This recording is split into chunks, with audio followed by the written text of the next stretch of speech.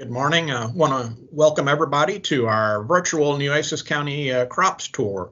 We're excited to have everybody here in this format this morning. We've got a great program that we feel like we've put together this morning for you.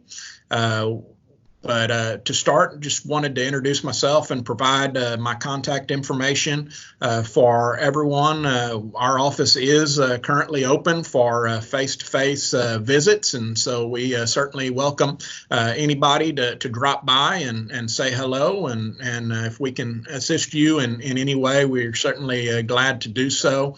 But my contact information is there as well. Certainly appreciate the help of our Nueces County Crops Committee and putting together not only this program, but all the programs that we put together.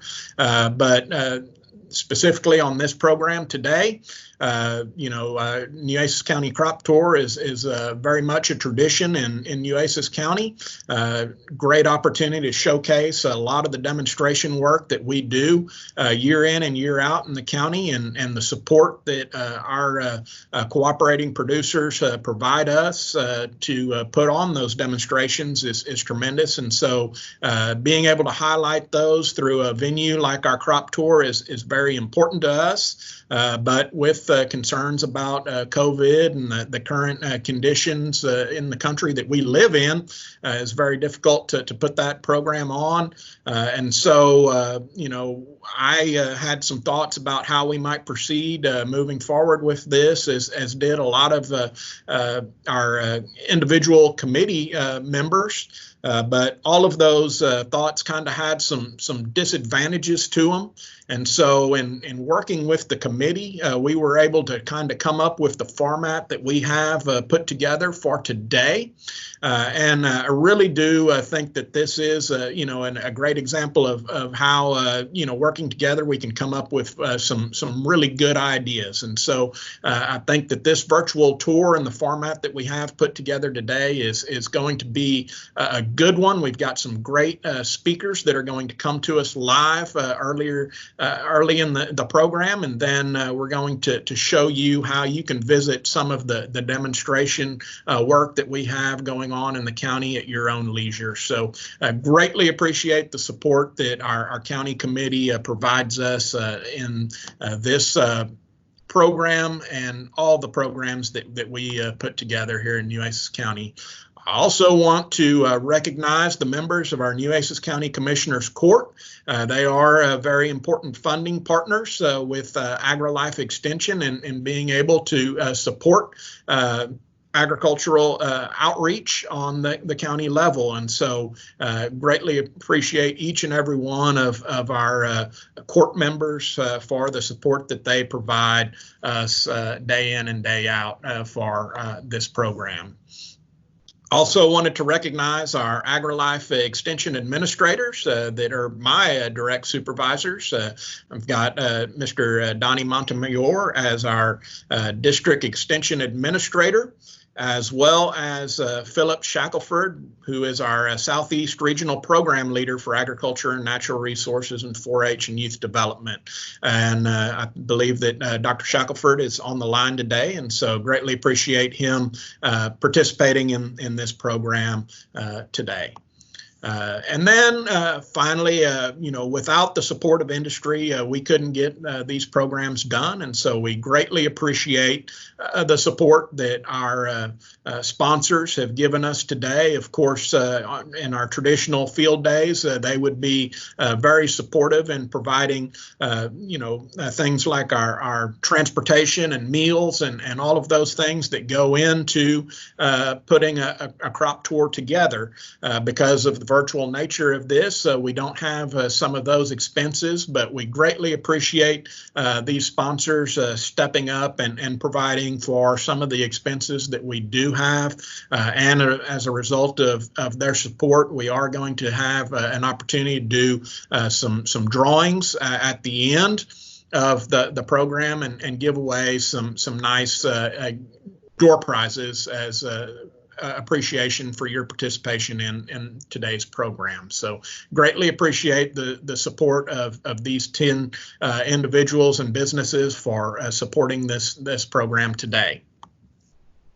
And finally, in the way of a paid political ad, so to speak, we did want to promote our Southeast Regional Row Crop Initiative team and their grain and cotton marketing update that they're offering the third Wednesday of every month at 7 a.m.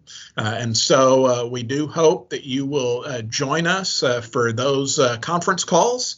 Again, they are the third Wednesday of every month at 7 a.m. You can access those through the Zoom link that is posted here. So if you would like to take a picture of this slide, you'll be able to see that link.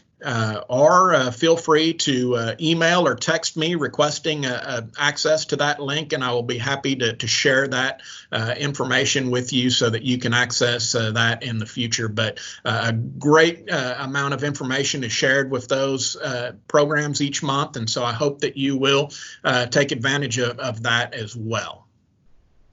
With that, that'll move us into our first presenter, and we'll move into the first presentation that we have.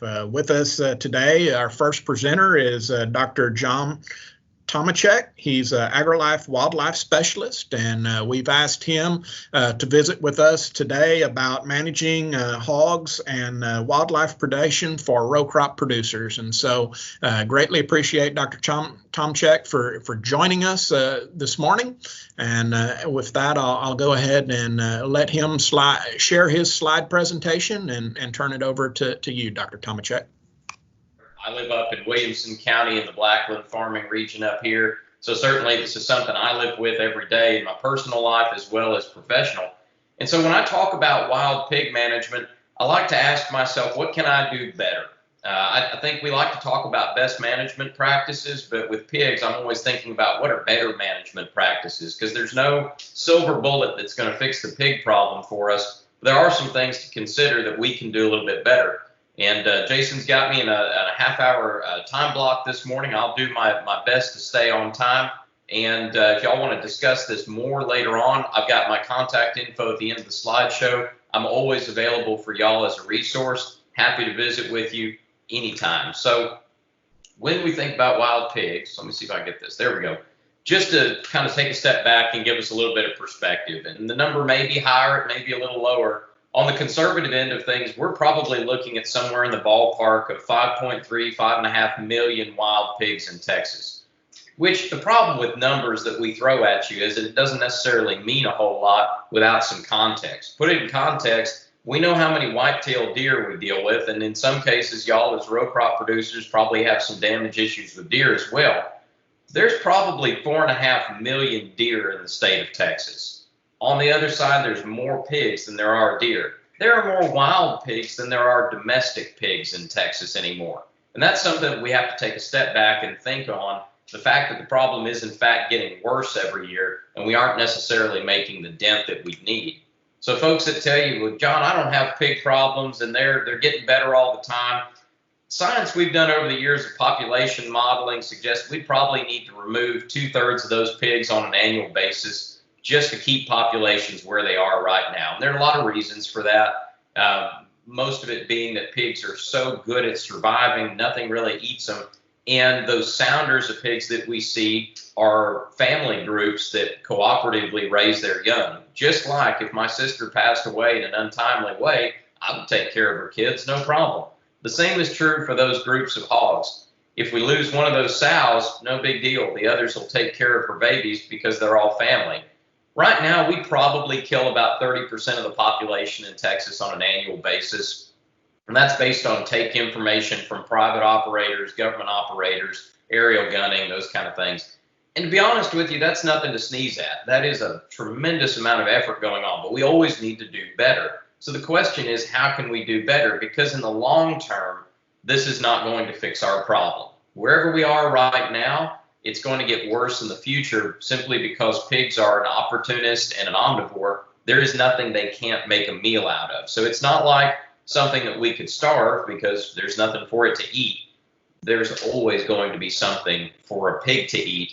And if you look back in history, I pulled up a paper that was published in the 1940s the other day looking at pig issues in the Southeast and Texas. And at that time, they were already starting to know where pigs were in Texas and that they weren't really an issue yet, but those folks saw that in the future they would be a problem. It's like they had a crystal ball. So now we're in a place where with pig populations as they grow, it's hard to get ahead of them.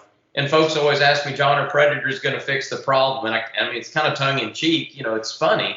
And it would be kind of nice if all the predators we deal with out there would fix the pig issue, like this mountain lion chasing this hog. I'd be fine with that. But the reality is, even with those critters out there, most of them won't eat an adult pig, and most of them aren't big enough to eat an adult pig, and they just don't eat enough of them. So for us, we've got to do better, and you and I have to. With pigs, I also always like to highlight for folks, we're focusing on crop production today, and that's a good thing to talk about. We got to feed the planet. And in Texas, we feed an awful lot of people, but we also have to worry about ourselves. In Texas, water is probably the most precious thing we've ever had and always will be. And pigs, in many ways, in many places, foul up the water supplies. If it's not just increased sedimentation, erosion, losing soil in your waterways to pigs, we've had pig areas up here in Williamson County where pigs root up along crop fields along the waterways, and we have farmers losing feet of field into the waterway because it erodes off. So your area may not have that problem. Ours certainly does with our highly erodible soils, and pigs are always getting in the water, always fouling it up for us. We've had areas in Texas before where a high amount of fecal coliform, E. coli, in the water was so high that it triggered a federal law which required EPA to come in and shut down the waterway. No watering your livestock, no fishing, no recreating, no nothing. You couldn't use it for anything because it was dangerous. And they were convinced that they were going to find a swine operation with an effluent pipe pointed into the creek or somebody dumping something or, you know, those kind of things. And it was all just rangelands along that creek corridor, and everybody was keeping their animals out of the creek, but the pigs were the problem. So we had the federal government get involved simply because of pigs. Now that problem's been fixed, but it took a lot of money, a lot of time, and a lot of resources. So I'd rather do my control efforts to get ahead of the curve with pigs and stay on top of them, like we'd all like, right? But when Jason and I were talking about this event, he mentioned one of the things that's a problem in Nueces County, and to be honest, is a problem in all of Texas, is dealing with neighbors who don't necessarily live on their land all the time and who may or may not have the same economic incentives to do pig control that you and I might. They may be folks that are there on the weekend and they say, hey, we like seeing pigs, we like shooting pigs, we're having a good time. We did some surveys here over the last couple of years, and the majority of folks we talked to across the great state of Texas not only believed that pigs were originally from Texas, they believed that they were a wild animal that we were managing for, you know, existence out there in the wild places, pastures, woods.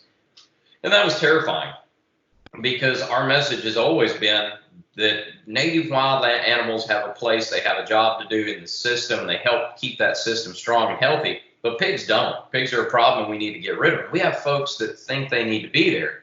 So whether or not your neighbor lives there all the time, whether or not your neighbor likes having pigs, the simple fact remains, what do we do about places without control? And so I want to put this kind of in your minds. How do we think about it? Because it's kind of frightening for us to think about the neighbor being a little hot pocket of pigs that continually supplies all of my damage issues. And I think, well, I can't ever get ahead of this deal because that neighbor's got a population of pigs and it's just going to keep churning out new pigs, and I'm going to keep cropping those pigs off every year. I want to give you a little perspective on that because we thought the same thing. And from a scientific perspective, the wildlife world said we need to really get ahead of this in our minds. What can we do?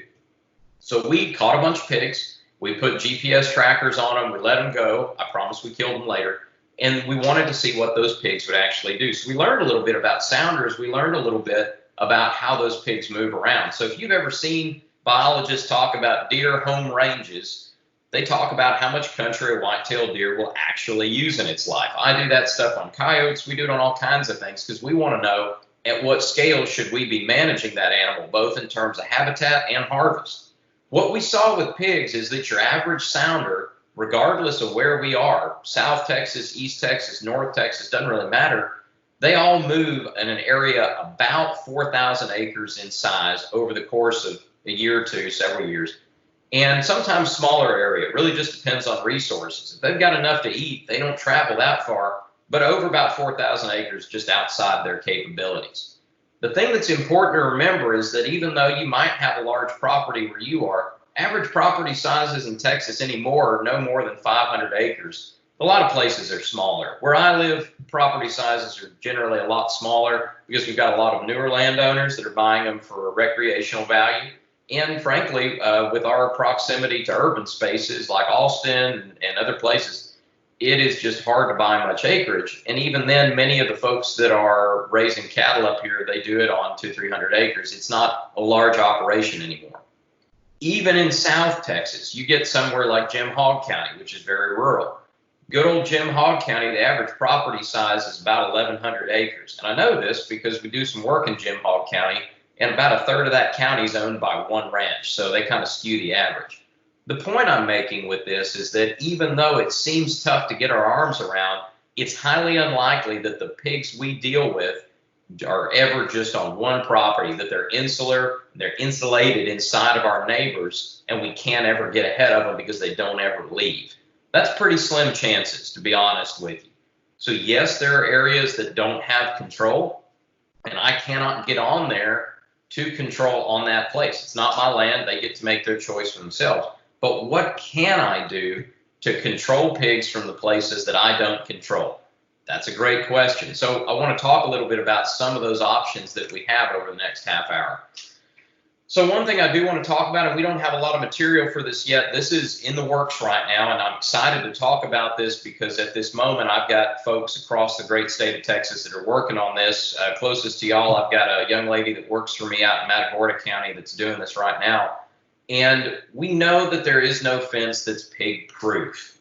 That's just common sense, right? There's no way to keep it out. I met a guy one time, said he had a pig proof fence. That thing was a wall.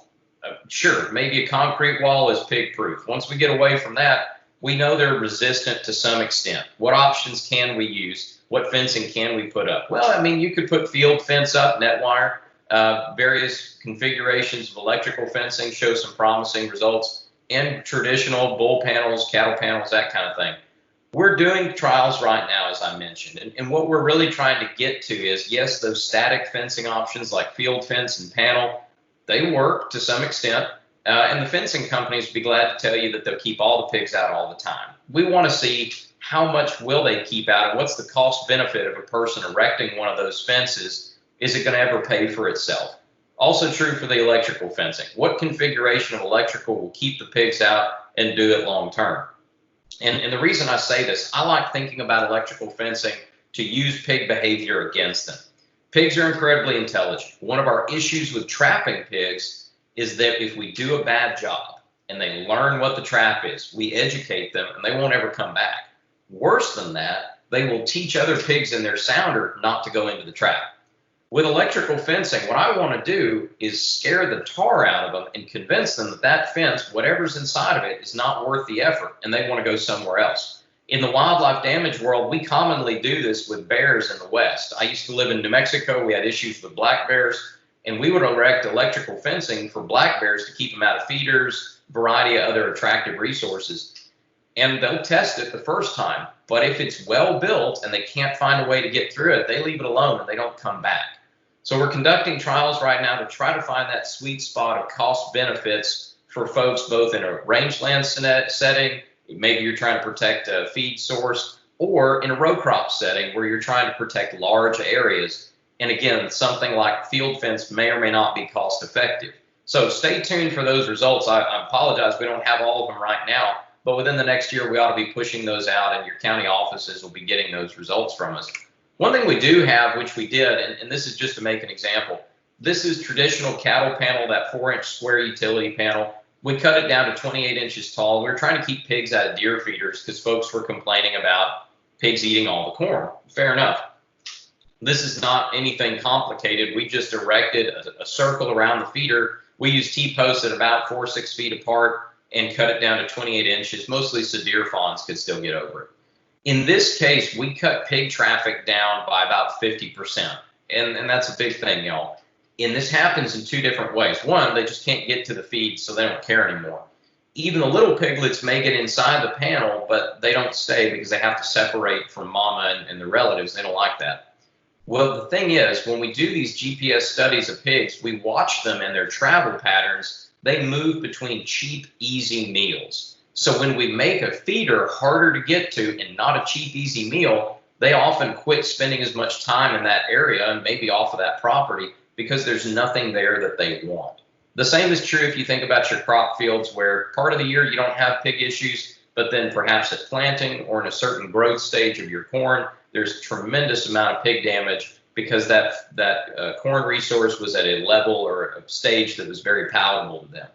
So again, this is just an example. We can do a lot of good with exclusion fencing, and it may be worth the time invested when you consider, unlike trapping, you don't have to be out there every day and dealing with these pigs.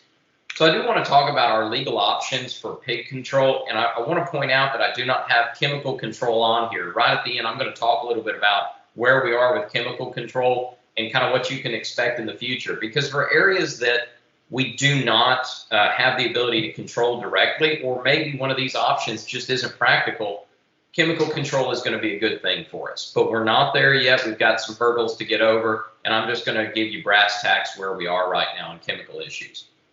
So remember, legally right now in the state of Texas, we can trap in various ways. We can snare, we can shoot, run dogs, and aerial gun if we want to.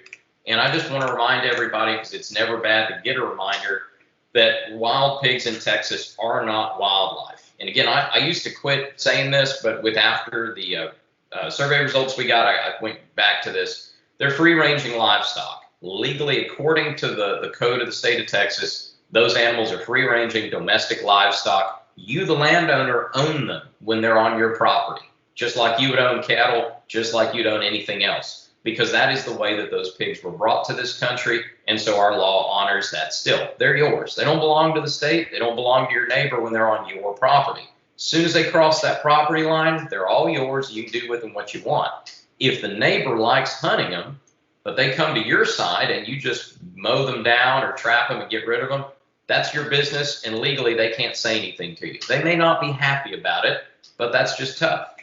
So people say, okay, John, when can I hunt them? Do I need a license? Real simple, y'all. As of last legislative session, you no longer need a license to control pigs. This one used to be kind of murky, if you remember. They used to say, well, if you're hunting, you need a license, but if you're managing damage, you don't. So if you're on the tractor and you see a pig, shoot it, you don't need a license. It's kind of murky, but my rule used to be if a pig's breathing, it's causing damage, so we need to get rid of it. Not that issue anymore. You don't need a license. Do what you want to. Just make sure you're legal, right? We don't want to use a chemical as a toxicant that is not approved and labeled, just like we wouldn't use anything off label. So that being said, trapping is what we talk about the most. And I talk about trapping morning, noon, and night because it is our most effective way of trying to catch as many pigs as possible all at one time. And we had a producer loan us this photo a while back because I used to say, don't use box traps. And he made a really, really, really good point, which is you don't mean don't use box traps. You mean don't use little bitty box traps. Fair enough. So if I've got neighbors that I cannot control what's going on their property, I want to get as close to the property line as I can to set my traps because I want to pull those pigs off their property. And I want to also be realistic about if I'm baiting pigs into the trap, I'm going to draw them across whatever land I've got. If I've got a crop field in the middle, they're going to eat on the way, or root along the way, or just knock crops down. So I want to try to keep it on the fence line as much as I can and near my neighbor. Box traps are okay because folks want to be able to move around, that kind of thing, and that's fine. But when they're too small, we only catch a few small dumb pigs, and we don't catch the mature adult pigs that are producers, right? If people ask me all the time, John, if you had to kill one pig, what would you kill? And I say a young sow because she hasn't put her life's reproductive effort on the ground yet. So I'm removing the maximum potential pigs out of the environment. I don't kill old sows if I can only kill one, but I don't want to kill just one. So this trap here, it's a box trap, y'all. No two ways about it. But that's a huge box trap that somebody built. And I've got all kind of age groups of pigs in there. Little bitty pigs, medium pigs, adult pigs. That's a good catch right there. What I want to avoid, and again, this is home built, nothing wrong with it, but I want to avoid this scenario. What kind of pigs do I have in there? You can still see the stripes on some of these pigs. They're little bitty. I caught young and dumb, and I taught the rest of the sounder what that thing is, and they're going to be less likely to come back again. So all I'm doing is cropping a few pigs off the top. I'm not getting ahead of my problem. If we were managing brush, this would be the equivalent of I go out there and I have 3 or 4 mesquite trees that I cut stump and remove out of there, but I've got a dozen new seedlings that come up every year. I'm not actually getting ahead of my problem. So we want to be sure that we're using a trap and baiting it in such a way that gets a large group. Now, if you're dealing with an individual boar, if you see just one pig, it's a boar, they live alone, box trap might work fine to get them out of there. I personally would just shoot them myself because I'm dealing just with one pig. Typically, we talk about corral traps, and corral traps come in all kinds of shapes, sizes, and expenses, and I'm going to talk about that in just a sec, but I want to make the point, it doesn't have to be expensive. This corral trap's made out of utility panel, T-post, and a head gate made out of 2x4s and a sheet of plywood. Nothing complicated about it. All we want to do is make sure that we have a rounded trap design so they don't have a corner to push on, and we want to make sure that we do our diligence of baiting them into that trap. I'm just going to skip over this in the interest of time. There are a lot of different gate choices out there. You can weld them up yourself. These are both the gate types. That the one on the left is called the rooter style. One on the right is the saloon door. The idea being is after the trap goes off, pigs can continue to push in. Some folks have luck with that. Others don't. You're not going to hurt yourself by using these. They'll work fine as gates. If you want to build yourself a metal gate, it'll last longer than a lumber one. But if you just didn't have much to work with at all, this works fine. This is 2x4s and lumber, and all we do here is we've got a block on the back of that sheet of plywood, and we've got 2 pieces of wood that have a hinge in the middle and a little eyelet. The trip line pulls the middle, and it pulls it out, and it falls down. We, for the most part, can scrounge this material on the ranch if we want to. We can build those traps. The process is what's more important here, and I try to remind everybody of this. I've started telling folks, remember to bait, gate, wait. We want to bait those traps, and baiting traps is a progressive process. So here you can see a deer feeder, the frame of a gate, and then on the left-hand side, you can see all the panel rolled up against a tree. We want to get pigs comfortable. So I bait a site. If I've already got them coming in, then I put up just the gate, and I bait all around the gate, and I wait a few days. I monitor with a game camera, and I watch to make sure they get comfortable. They'll rub up against the gate, get used to it, and then treat it as something normal out there. And then I build the trap in stages. I put up a panel here today, and I wait a few days, put another panel up, because I'm getting those pigs very, very comfortable with that scenario. In an ideal world, I would probably put 2 gates in on a trail. That way, when I had everything built, the pigs could stand on the trail and see straight through the trap and think it was okay, and I just have both gates hooked up to the same trip line. This is the way that we make pigs comfortable. If we just build the whole trap today and set it to catch, we'll catch 1 dumb pig, and the rest of the sounder will never come back. And so we'll have this perception that I can't get control on my pigs and these methods don't work, when actually we just didn't follow the process. If you're inclined, if you've got a metal shop and you like to weld and fabricate, there's also an option, instead of driving T-post in the ground, which I personally hate with a passion, you can build portable corral panel like these. This is made out of 1-inch square tubing and just panel from the farm and ranch supply that's been welded to that frame. We made hinges out of round tubing and just dropped round stock into them for pins. This is so that we could throw it on a trailer or throw it in the back of a pickup or on a flatbed pretty fast and move that trap around. So remember, anytime you're doing trapping, we want to make sure we're baiting those pigs in pretty well before we set it to catch. It's the carrot and the horse. If you follow that analogy, we want to make sure they've got a reason to be there. We've got to convince them to come to our bait first before they come to our crop and get on our field crops. And so that's why I try to work close to the property lines. If I can dazzle them with food before they get into my field, I'm not going to be able to hold them off of it, but I'll have them on a regular path coming to that cheap, easy meal first. So a lot of folks will say you need to sour your corn, and I do sour my corn as well. We did trials on this a few years ago. It's not that we catch more pigs on sour corn, it's that we have few deer that set our traps off. So we catch more pigs and fewer non-targets. So get an old lick tub, get a barrel, whatever you got, and throw a few 100 pounds of corn in there, fill it up with water, throw in some brewer's yeast or a couple of cans of beer or something, and let it get to churning. This time of year is great for this because it's warm, and let it get good and nasty, and then use it to bait your pigs in. Nothing wrong with using a deer feeder either, but I wouldn't do it this way because I've got that panel a little close to my deer feeder, and the pigs might not be convinced that it's worth the effort to go inside of the feeder. But it is a good demonstration of how you set up a tripwire from that gate to the back of the trap. So one way of looking at this is make sure if you're going to set a tripwire, you go around the trap and have it in the back so that those pigs file in first before setting it off. But to that note, one thing I do want to encourage you, rather than just setting a traditional tripwire, consider if you've got an old tire laying around, which all of us do. You've got a bald tire that was off of an implement, you needed to get rid of it, and you just don't want to pay for the disposal fee. It's actually really good for pig trapping. So you can see here in my photo, there's bait around the outside of the trap and then a central pile with that tire, and you can see the trip line hooked up to it. What this does, we get the whole sounder in the trap, and they line up like at a feed trough around there because big pigs dominate feed, and that's a problem. But as the whole sounder gets in there and gets comfortable, the bigger pigs will start pushing that tire around to get the feed out of it. Nothing else will do that. Not deer, not raccoons, not anything else. And when they do that, they'll set the gate off. That is a more selective form of trigger so that we cut down on our false triggers, false catches, and we're able to get the whole sounder.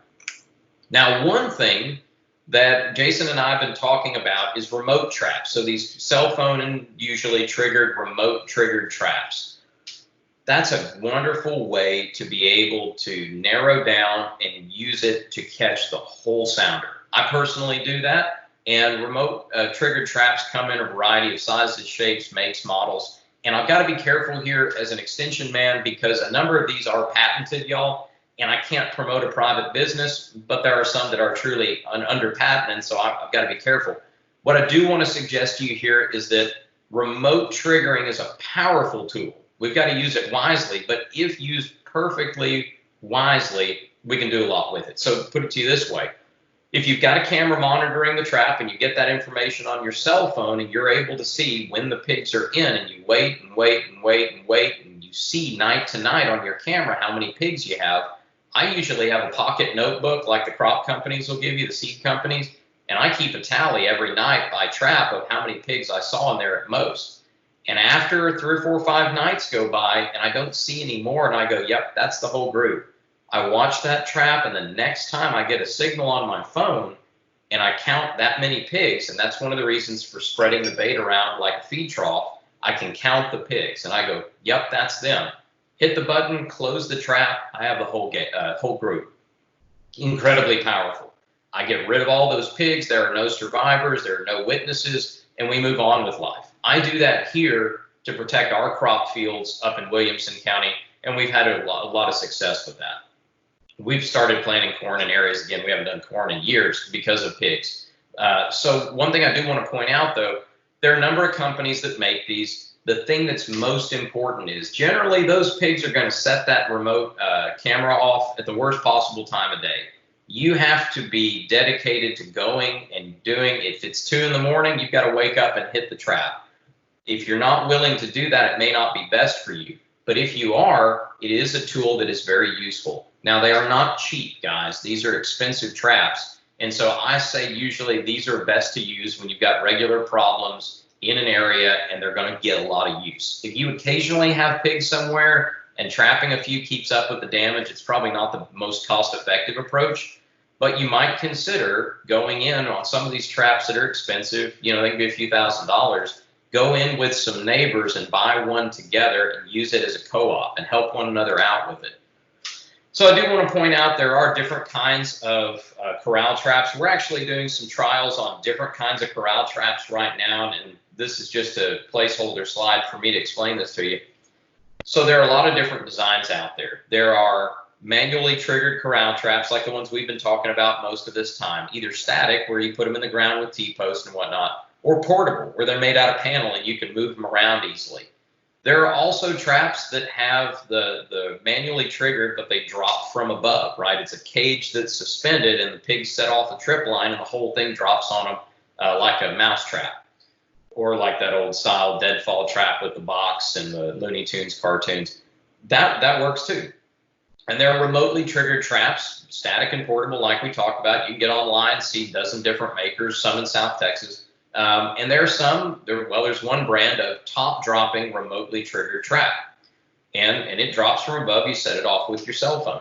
So what we're looking at here is there's a few different things going on. There's the fact you're a corral trap, the fact that you're remotely triggered, and whether or not you are on the surface or you drop from above. So we're doing evaluations right now to see what is it that makes the biggest difference. Is it the fact that it drops from above, that it's remotely triggered, or are they all about the same? So we suspect it's probably the remotely triggered, because I, as a trapper, can now choose when I catch pigs and make sure I get the whole group, so I have maximum efficiency. That way, the rest of the time, the pigs are just comfortable with that trap, and they go, that's just a thing out there. It's not frightening. It's not doesn't make me nervous, and so they get comfortable with it. People often say, John, what if I trap a bunch of pigs in a trap and I shoot them all in there? Do I have to move the trap? Are they going to come back again? Oh, they're going to come back. When we first started evaluating some of these remotely triggered traps, we killed a group of pigs one night, drug them all out, reset the trap, and the next night caught another group of pigs. And we did this 3 or 4 nights in a row until I think we finally started making a dent in pig numbers. So they don't really care. We had one pig, just to be honest with you, a pig that was outside of a trap. It was killed and left outside of the trap to see what the pigs would do. Would they avoid it? That sounder of pigs came in the next night and ate that pig and went right into the trap. So they don't care. It's not going to hurt your efficacy. Now, if you are trapping and you're wanting to move pigs around or sell them, just another PSA for me. You can sell pigs, you can move pigs, and you can make a little money off of this. The market right now with COVID is a little depressed, but if you're selling pigs live, most of those either go to China or they go to Germany in the meat trade. China eats the piglets and the sows. Germany buys all the big nasty boars because it's a delicacy for them. The Animal Health Commission does regulate it. You got to sell it in an approved buying station. There are ways that you can release these on hunting preserves, but the law states it has to be a male only that's been castrated by a licensed veterinarian and you've been provided a health certificate. So it's a lot of doing, but if you have a pig that you just really want to sell that way, you can. Make a little bit of money off of it. But please, oh please, the one thing we've been trying to get folks to quit doing is loading up a bunch of pigs and selling them to some landowner that wants to dump them out on their property so that they can hunt them. That's illegal.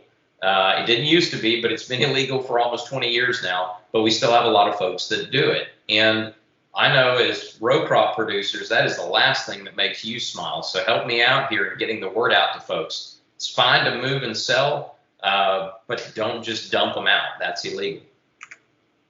So I do want to talk, we've got other methods, as you know, and I just go through real quickly and talk about the snaring and everything else. And then I'm going to talk about toxicants for a second. Snaring's fine. Snaring's effective if you want to. In a row crop setting, it's not as useful. If you have your property aerially gunned, we find snaring catch rates to be much higher immediately following an aerial gunning. And the going logic is that pigs are not paying as close of attention to where they're going as usual. So if you're going to have your property and hopefully 2 or 3 properties together gunned, especially if they're shooting out in the open farm fields when they're fallow and the pigs are running to the fence line to brush cover to get out of it, have snares set on that fence line. You will catch you some pigs. And if you've got static features out in the pasture that they're rubbing on, for whatever reason, they love creosote telephone poles. So feel free to make use of that as a trapping location. But do put a deer stop, like you see here, crimped onto that snare, just in case you catch something you don't mean to, you will not kill it. So this is a younger and thinner, happy version of me that killed a pig. And hunting pigs is fun, but I don't recommend it as a harvest method or as a management method. And it does hinder trapping efforts if you shoot near where you catch pigs. They don't want to be there. We've done in studies before, though, strategic shooting on crop fields. And if you have critical times when your crops are most sensitive and you go put some pressure on the ground, particularly at night with night shooting, we will see damages much lower on those crop fields than areas that wasn't done.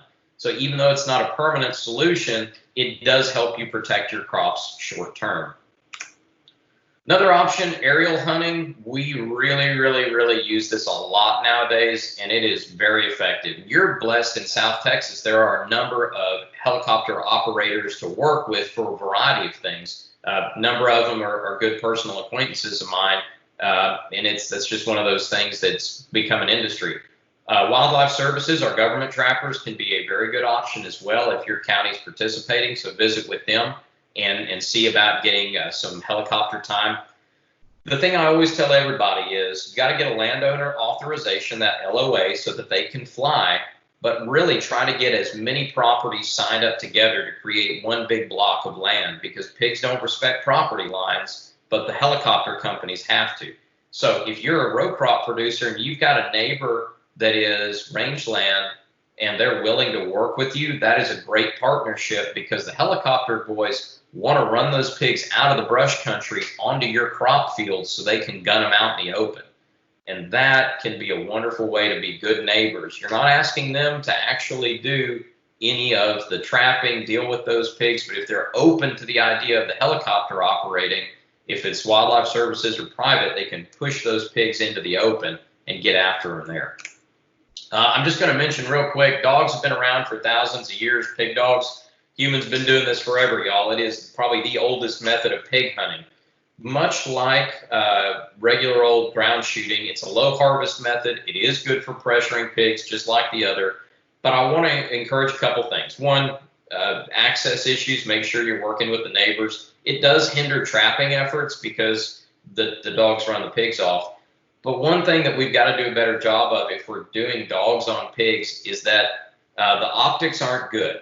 Working dogs want to work, and dogs get hurt working pigs, and that's the reality. But the bulk of the voting population in this state is urban. They do not like seeing those dogs hurt, and they do not understand that folks that operate working dogs really work hard to keep them safe. And so we need to tell a better story. My thing for you is, if you see dogs that are torn up after they fought a big pig, just don't post that on Facebook. It's just going to look bad and be an issue for us long term. So I want to mention chemical control options just very briefly. As you know, there are two products out there that have gone through various rounds of evaluation testing over the last few years. One is a warfarin-based toxicant that was proposed for a label in the 2017 legislative session and summarily went away under some scrutiny. And they have been doing more research and development on the safety and the efficacy of that warfarin-based product. And there are some good questions that they are struggling to answer, and in some they've answered, right? And so that company probably will come back again at some point and request a label. There is another one which is sodium nitrite based. That's a food preservative, it's meat preservative. And what it does is it basically robs your red blood cells of oxygen, and pigs happen to be extremely sensitive to that chemical. So pigs basically lay down and die somewhere and die in their sleep. And it is an incredibly humane, incredibly good-looking toxicant. It's safe, it's effective, it's humane, all that's good stuff. That one has been developed here by a private company that's out of Australia, working with Parks and Wildlife and the USDA. And that one has had some issues lately in terms of non-targets accessing the bait, and so they're working those kinks out, but it is effective. It is something that, just real quick to finish up. So we've got those two general toxicant options going on, and like I said, both of them going to be put to the market by private companies. Both will have to request a state and federal label. All that's good. For you as the end user, the thing I encourage you to ask when the private companies do come around with those products, and that they are an option, assuming that it's something that you can get a license to use immediately, is ask how much it's going to cost and how much of that product it will take to kill a pig, because it may be that it's not cost effective for your scenario. Based on some of our earlier research, they're most useful where pigs are few in number, or it's laborious to get the last few pigs, or they're coming off of a property that you do not control. And that may be somewhere where for y'all it's cost effective and useful. But be skeptical with those companies. Ask them what it's going to cost and ask to see what the label looks like, because chances are there are going to be some pretty stringent label restrictions. and you need to know ahead of time what those are before you dip your toe in. But the last thing I really have to say, we follow an IPM approach with pigs just like you do on insect, pest, and crop fields. And no one tool is a silver bullet. So even if toxicants get out and you start using them, don't stop trapping and shooting and doing everything else you do, exclusionary fencing, because we're going to need all of those tools to get ahead of the problem. So that's all I wanted to finish up with. I apologize for the blink off. If you do have questions, feel free to get them in the chat window. Jason will get them to me. This is my email address. We also have a website, feralhogs.tamu.edu, and a YouTube channel with all kind of videos and materials. So my rule with you is, if there's something we haven't made yet that you need, that's just good reason for us to get after it. So don't hesitate to reach out and ask questions and let me know what I can do for you.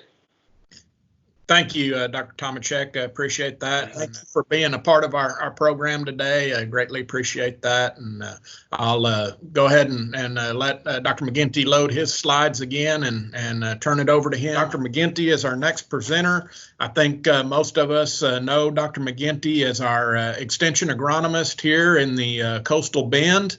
Dr. McGinty has been a tremendous resource for us over the many years that he's served at the Corpus Center that we've had him, especially on some of the weed issues that we have in the Coastal Bend. And today we have him talking specifically about false ragweed and other resistant weeds that we deal with here in the Coastal Bend. And so appreciate Dr. McGinty being on the program today, and failed to remind everyone whenever we started the program this morning that if you do have questions, we do want this to be interactive. There is that chat feature box. So if you have any questions for Dr. Tomachek, please type those into the chat box, as well as any for Dr. McGinty or any of our other speakers. Type those in. I am trying to monitor that, and I will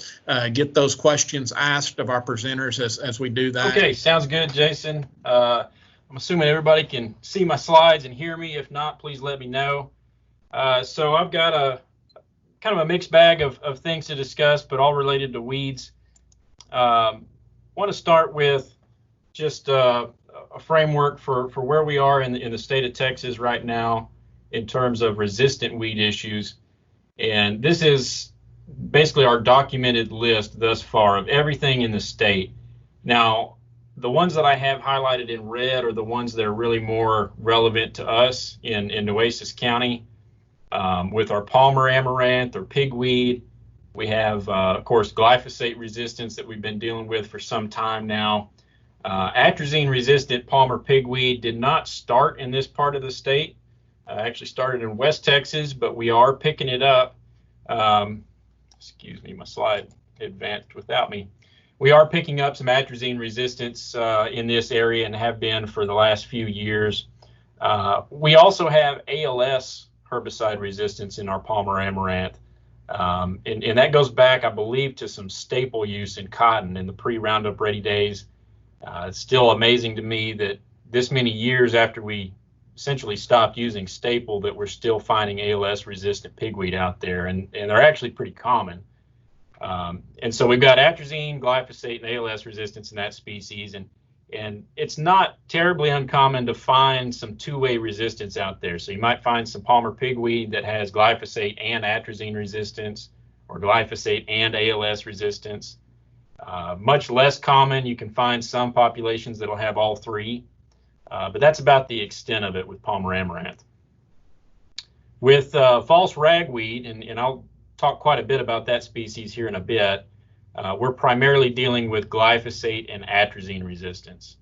And of the populations I come into contact with on the research station in the surrounding area, it seems like most of the time the biotypes are showing both. So if you find them, you're going to find some glyphosate and atrazine resistance in those populations. Another thing to note with false ragweed is we also have some issues around paraquat on that species, and it's up for debate whether or not that's tolerance or resistance, but at the end of the day, to a producer, it doesn't matter. You really can't kill that species with paraquat. One other thing on that list, you'll notice at the very end, I have glyphosate-resistant Johnson grass with a question mark there. There's a couple populations we're dealing with, not in this immediate area, but not too far off. Between here and San Antonio is one of them, where we've got some areas that have been in continuous corn, and Johnson grass there just isn't responding to Roundup like it ought to. So the jury's still out on that. I suspect there might be some resistance issue that we're dealing with there when you've got multiple years of the same problem happening. It's probably not an application error, but we do have to go through some steps to actually confirm that, and we haven't done that yet. So that could be an issue on the radar, but the jury is still out for now.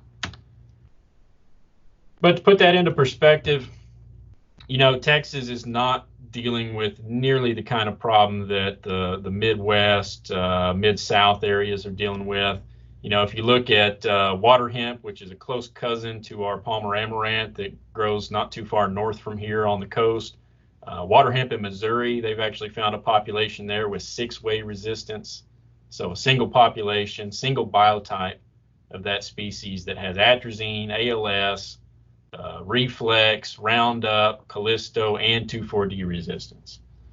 If you look at Palmer pigweed that we have, Arkansas has got some pretty common 5-way resistance over there at the ALS, Roundup, Dual, Prowl, and then a bunch of the PPOs. And then the one that really scares me more than anything else is up in Kansas. I believe this was last year around this time they went ahead and published this. Basically a Palmer pigweed population up there that has resistance to both 2,4-D and dicamba, along with a few other herbicides. And so that's one that, I think that ought to be a big red flag to us. We've got Enlist cotton, XtendFlex cotton, where we can use those herbicides. We've got grain crops where we occasionally will use those herbicides. And here we have an example of Palmer pigweed becoming resistant to both of them. And so we're not seeing that here in this part of the state or really anywhere in Texas, but it can happen, and it has happened in Kansas.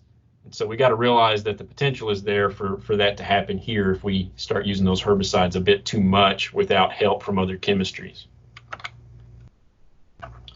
So this is the Palmer pigweed that we typically deal with. Occasionally you'll see some water hemp in this area. It tends to play out as you move south along the coast. Ostwell has a fair amount of water hemp. San Patricio County has a little bit, and I do see it from time to time here. And basically it'll look just like a Palmer pigweed, except the leaves are a lot narrower than what you're seeing in those photos. Also, Palmer pigweed a lot of times will show those white watermarks on the leaf like you see in the left-hand photo. Water hemp will not do that. Okay, so we can have a couple of different amaranthus species, but Palmer pigweed is typically the one we deal with in Nueces County. False ragweed is the other one I mentioned that definitely is worth talking about a little bit more. This one, in the last 3-4 years has become, I think, even a bigger issue than resistant Palmer pigweed. Mostly because it's really almost a 10 or 11 month out of the year weed. It doesn't go away that long in the winter. Typically only during about that coldest month do you see it disappear. But it starts up early in the spring. Could be a month or more before pigweed shows up when you'll start seeing false ragweed. So it's something that we have to deal with at planting time in many cases. And then all the way through the season, into the fall, and sometimes through December, you'll still have false ragweed out there that's trying to grow and produce seed.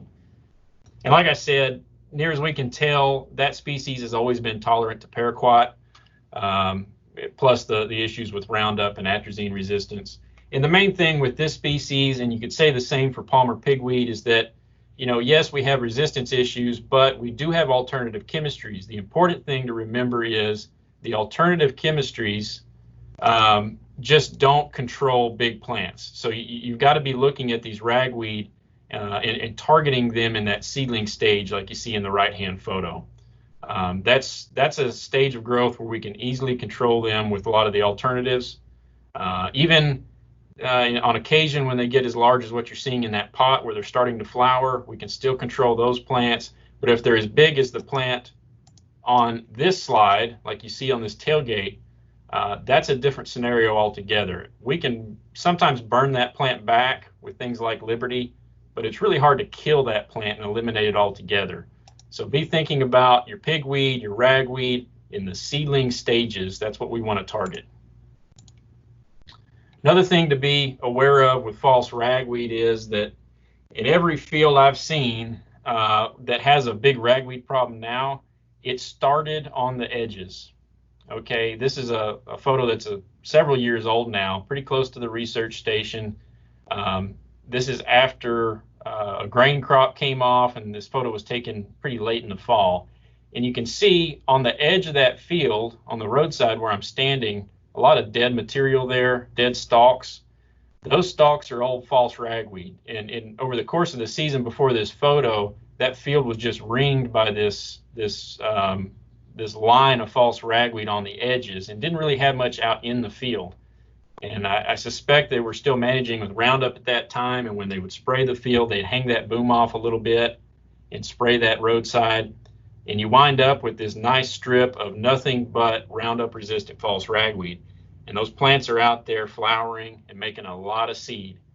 And then that fall, we got a big rainfall. We had runoff of water from the roadside into the field, and you can see what that did. It transported all that seed into that ditch and spread it across that field, and now we've got hundreds of thousands of plants out there that are all trying to go to seed. And so if you don't already have a serious ragweed problem, you need to be watching those edges, those field margins, because every time I see this, it starts on the edge and it moves in, and eventually you have a problem that's ubiquitous across the field. We've done several trials at this point looking at efficacy of various herbicides. I just want to show this one being one of the more recent ones, looking at some alternative post-emerge herbicides. I don't even include Roundup in the trials anymore on the station because we've seen such a shift towards the Roundup resistant biotype. I really don't look at atrazine either for that same reason. So we've got some alternative chemistries here I just want to walk through with you. Raptor or Amazamox might look a little odd to you. It'll make more sense when we start talking about the grain sorghum technologies in a bit. I'll bring that back up, but Amazamox doesn't seem to have much efficacy on this species. The same could be said for AIM. I know a lot of folks that like AIM and Roundup as a burn down.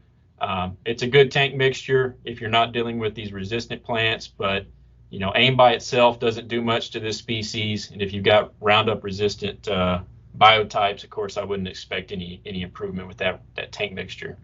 The next two treatments are both grain post-emerges.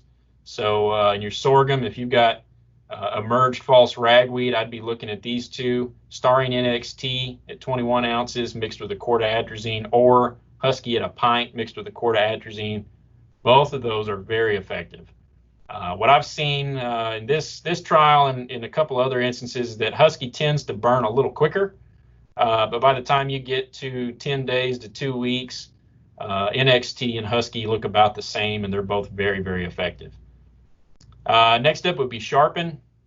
An ounce of Sharpen thus far is the most deadly herbicide on this species that I've seen.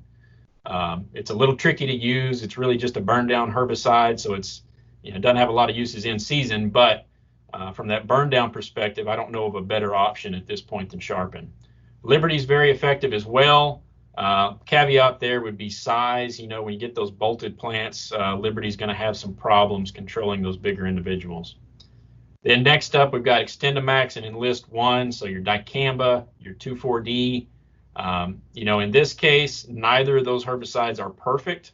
I'd say in this trial that our weeds were a bit larger than what I would typically go after with an auxin herbicide. If you're treating ragweed in that seedling stage, my experience has been that either can work very well.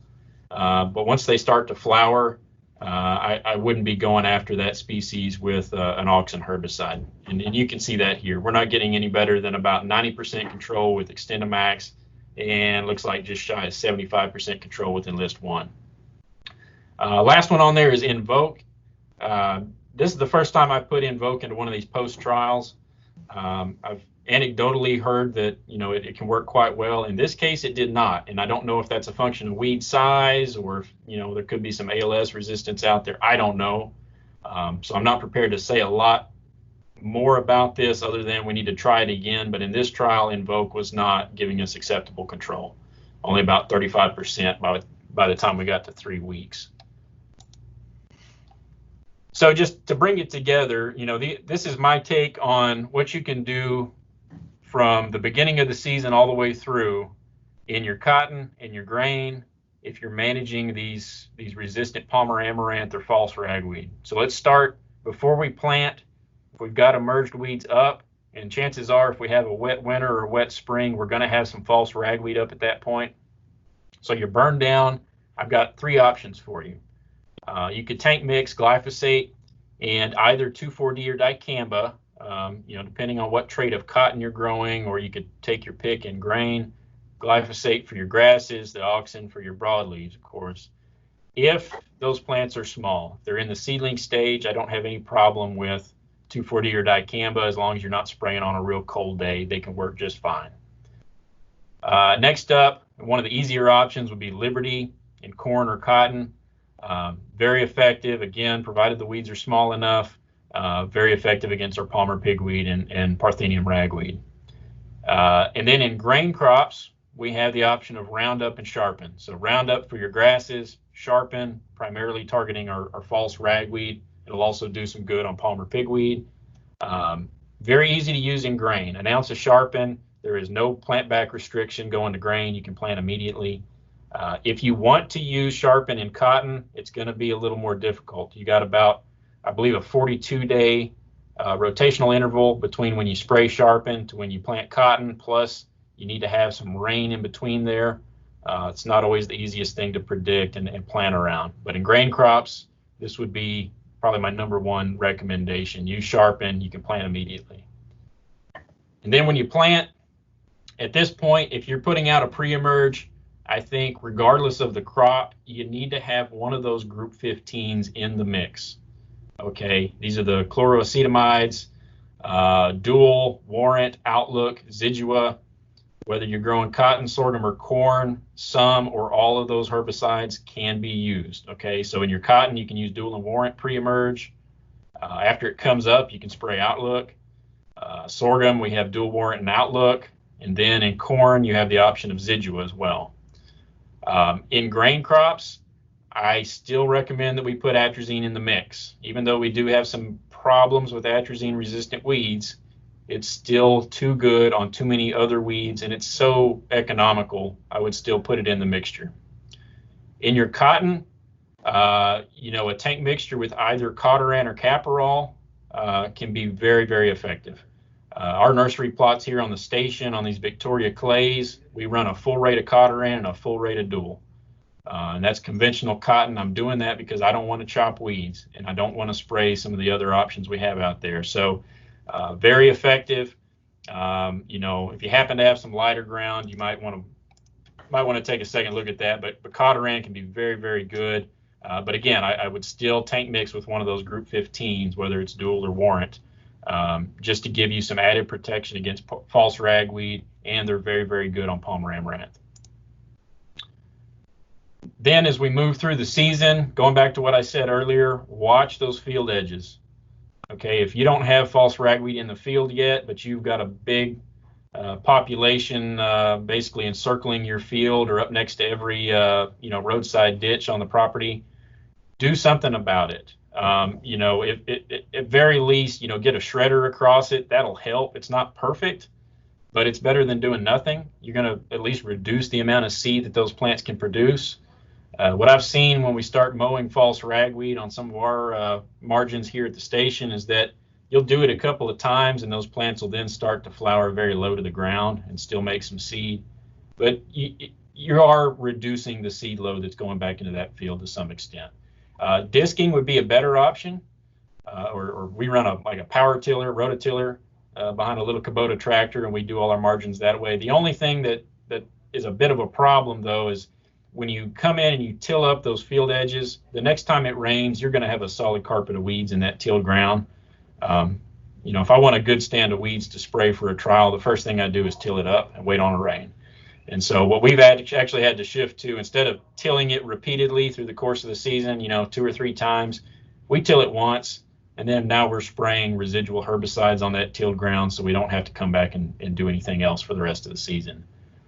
Then you got, herbicide help. You can use some non-crop, cocktails of various post-emerge herbicides on your field edges. You're not spraying the crop, you're spraying basically fallow ground next to the crop. So you do have that option.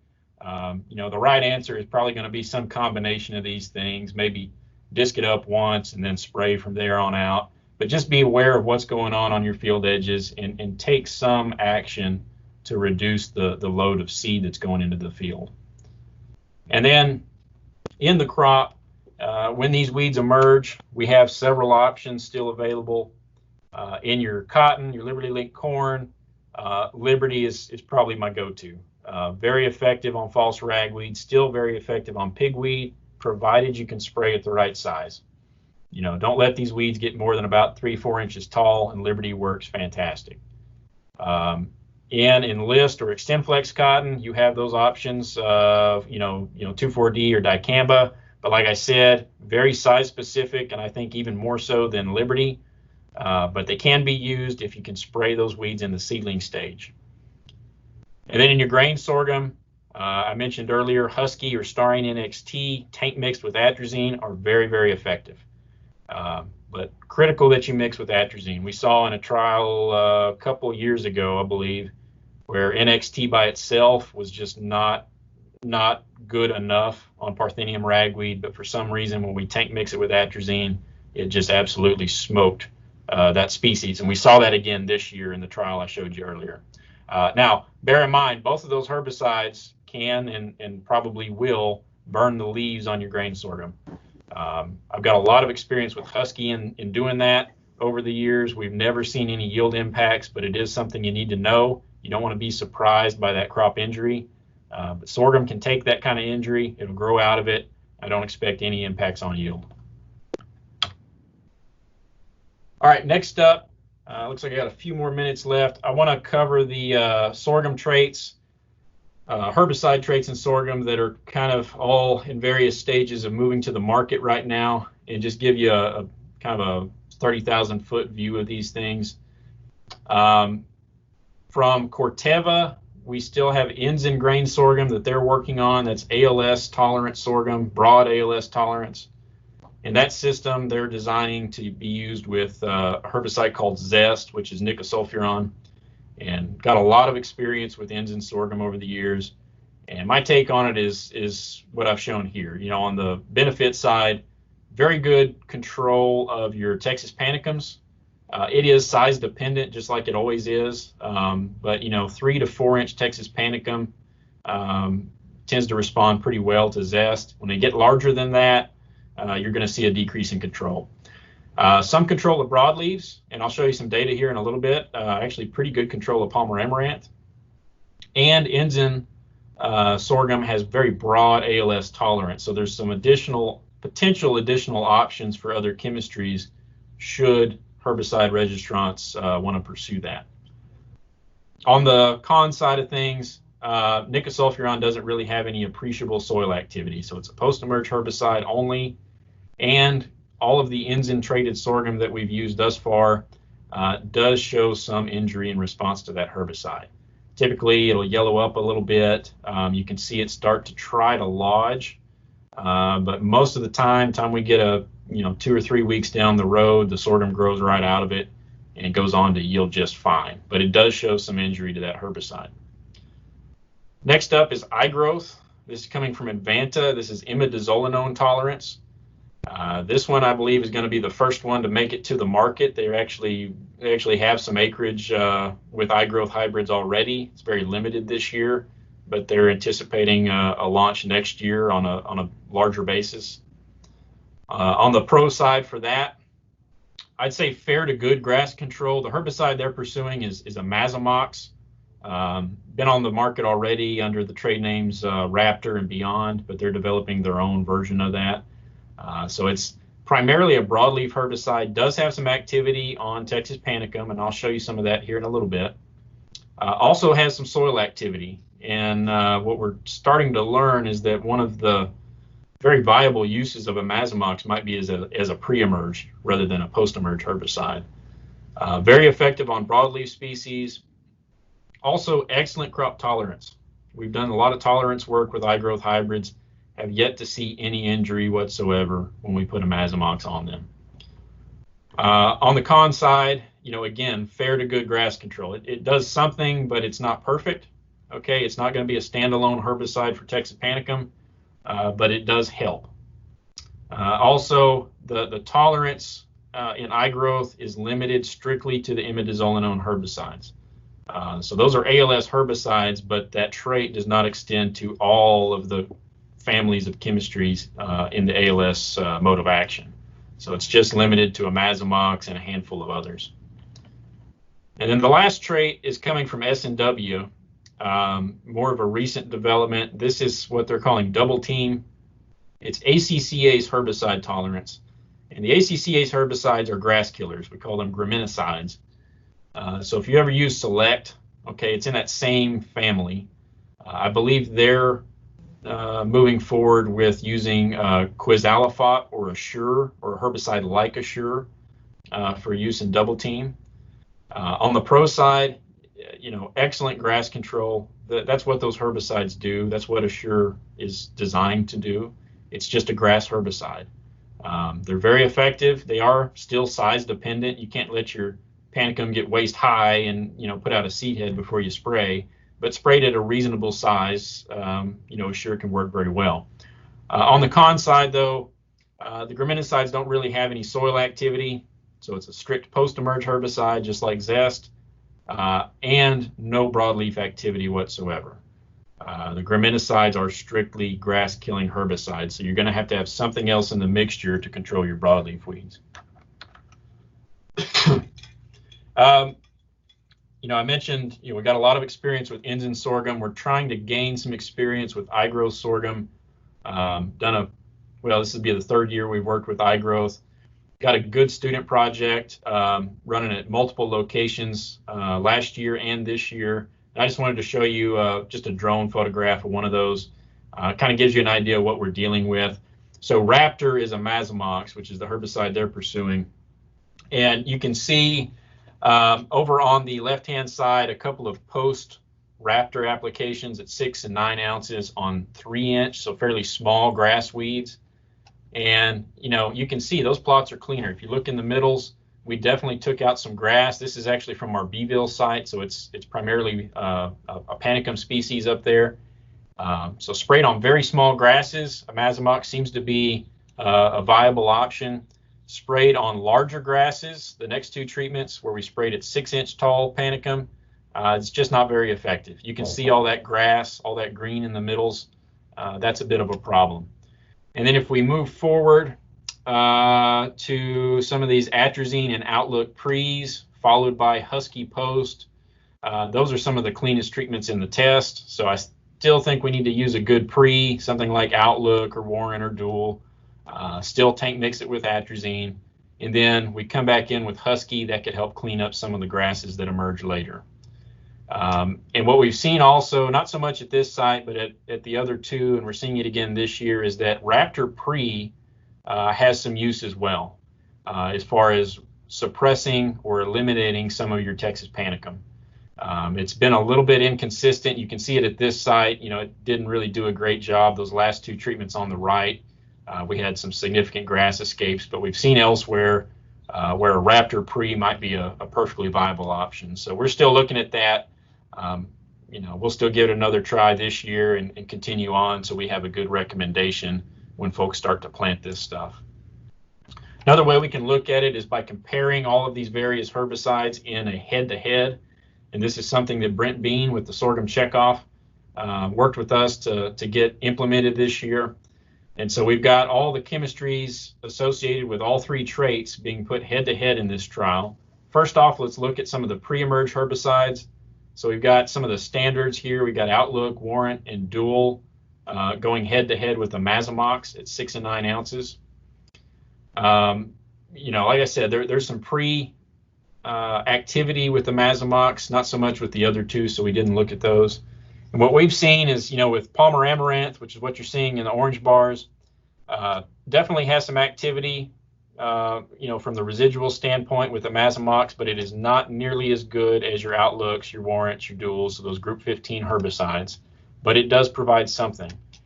Texas Panicum is what we see in the blue bars. And you'll notice that nothing looks very good on Texas Panicum, and that shouldn't come as any surprise to those of you that grow sorghum. Even those good Group 15s, they're a little hit or miss on Texas Panicum. And in this case, a Mazamox actually performed about on par with those Group 15s. So it's not a silver bullet, but it does provide something. And I think maybe paired up with one of those Group 15s, it would help improve control of Texas Panicum. If we look at post-emerge efficacy, here, if we run through the treatments from top to bottom, I have Zest at 2 rates, so 0.67 and 1 ounce of Zest. So that's Ensign sorghum. Then below that, we have Assure at 6 and 10 ounces. That would be Double Team or ACCA sorghum. And then I have a Mazamox at 6 and 9 ounces for iGrowth sorghum. The blue bars show you Texas Panicum sprayed when it's fairly small, so 3 inches tall. The orange bar shows you 6-inch Panicum, so we sprayed a week later in those plots and let them get a little larger. And so right off the bat, you can see Assure, the graminicide on those smaller weeds is our most effective treatment. Up around 95% control. It's not perfect, but that's about as good as you can get on Texas Panicum. When we let those plants get a little larger, we let them get to 6 inches, you can see control starts to drop off. Okay, Assure is not perfect. The graminicides are not perfect, but if you spray at the right size, they're very, very effective. Zest, on the top 2 treatments, less effective than Assure on those smaller weeds, but still providing, 80 to nearly 90% control. On the larger Panicum, especially with the low rate of Zest, though, you can see that start to drop off fairly quickly. And what we've seen in plots in the past is right around 5 inches or so. That's the size where Texas Panicum can start to grow out of nicosulfuron injury. And then if we go down to the very bottom and look at a Mazamox, this is a Mazamox post-emerge. On 3-inch Texas Panicum, it's not perfect, but it does do something. Okay, 65 to 70% control, slightly less when we spray 6-inch Panicum. So like I said earlier, with the Mazamox Pre, that herbicide I don't think is going to be a standalone for Texas Panicum in any way. Not pre-emerge, not post-emerge, but paired up with other herbicides, I think it's going to help. If we look at Palmer pigweed efficacy with those same treatments, again, 2 different sizes, so 2-inch pigweed in the blue bars, 5-inch in the orange bars. Zest actually provides decent control of that species, 80 to 85% control. A Mazamox is even better, 90+% control. It's a pretty good broadleaf herbicide, Mazamox is, so that's what we would expect. And then you'll notice with Assure, that's a graminicide. It basically does nothing to a broadleaf. So in that system, we're going to need something like atrazine or a husky or a starane, something to go along with it to control the broadleaf weeds. So with that, I'll wrap up. I think I'm right up against my time limit. Here's my name, my phone number, my email. Most of y'all know how to get a hold of me anyways. If I can help with anything as we move forward, please let me know. I am based out of Corpus Christi, so I don't exactly have to travel far to get to you. So I'll turn it back over to you, Jason, and stop sharing my screen. Thank you, Dr. McGinty. I appreciate you making those comments. We are running a little bit behind, but we're still going to go ahead and take a little bit of a break. We'll take a 5-minute break and come back at basically 10:15. So look forward to joining y'all back at 10:15. That'll give y'all an opportunity to kind of take care of a few things. I know in this format, everybody has the ability to do a little multitasking probably, but nonetheless, it's still good to get up and stretch and get away from the computers for a while.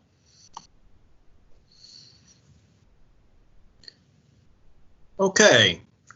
Hope everybody's had an opportunity to kind of stretch out and relax a little bit, and we'll go ahead and continue with the remainder of our program. If I can figure out how to stop sharing my screen here. Melissa, would you like to go ahead and pull up your slides while I introduce you? Melissa Huffman is a warning coordination meteorologist with the National Weather Service. I know many of you are familiar with John Metz, and he's been a long-time presenter on many of our programs over the years. And Melissa recently replaced him as John has promoted up within the National Weather Service and changed roles. And so we greatly appreciate Melissa taking the time to join us today.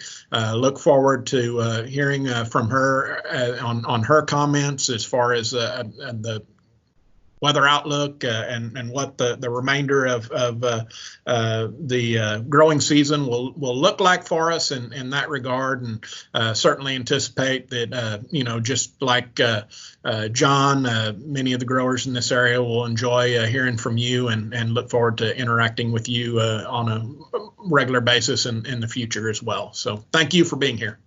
Thank you. Just want to check to make sure that y'all can see my screen. Yes, ma'am, we can. All right, excellent. And so, yeah, the long and the short of my introduction is great, but was presented by Jason. But I am essentially the new John Metz, and so I will be interacting with y'all a lot more in the future. But today we're going to talk about the growing season, looking a little bit ahead, through to this winter, and then into early spring next year. And we'll talk a little bit too about Cristobal, since that seems to be a topic of discussion for a lot of folks this morning. But currently across South Texas, we're under the influence of neutral El Nino conditions. That looks like it'll continue through the summer. Through June 2nd, so through yesterday, we are actually at about near normal rainfall for the year here in Nueces County, but that's really only due to some of the recent rainfall events that we've seen. June 1st, we actually saw over 2 inches of rain in parts of the county, so that really helped bring us back up to normal. We had been carrying some pretty big rainfall deficits up to that point. Those neutral El Nino conditions look like they'll continue through the summer. And then we'll have to watch the fall timeframe for a trend towards La Nina, which would result in some even drier conditions settling in. But we'll talk a little bit about how all of these different conditions will affect us here in South Texas. But just kind of getting you up to speed on how some of these El Nino and La Nina trends have affected us here in South Texas. You can see that we typically have some wetter patterns when we're in an El Nino, and we tend to be drier when we're in a La Nina. When we're in the neutral conditions that we're in now, we typically stay near normal when it comes to rainfall. The images on your screen there are showing percent of normal rainfall amounts for the given year listed. 2011 obviously being the driest year. That was a really extensive year for drought across most of the state of Texas. But let's bring it forward to 2020 and talk about where we are in the year so far. So this is our year-to-date observed rainfall through June 2nd. And so you can see portions of the county have seen anywhere between 5 and 10 inches to 10 to 15 inches. So again, we're right at that near normal level for our rainfall. And we can see our percent of normal is actually, near to slightly above in some parts of the county as well. But it's really a result of the rainfall that we saw again on June 1st. So this was the one-day observed precipitation for June 1st.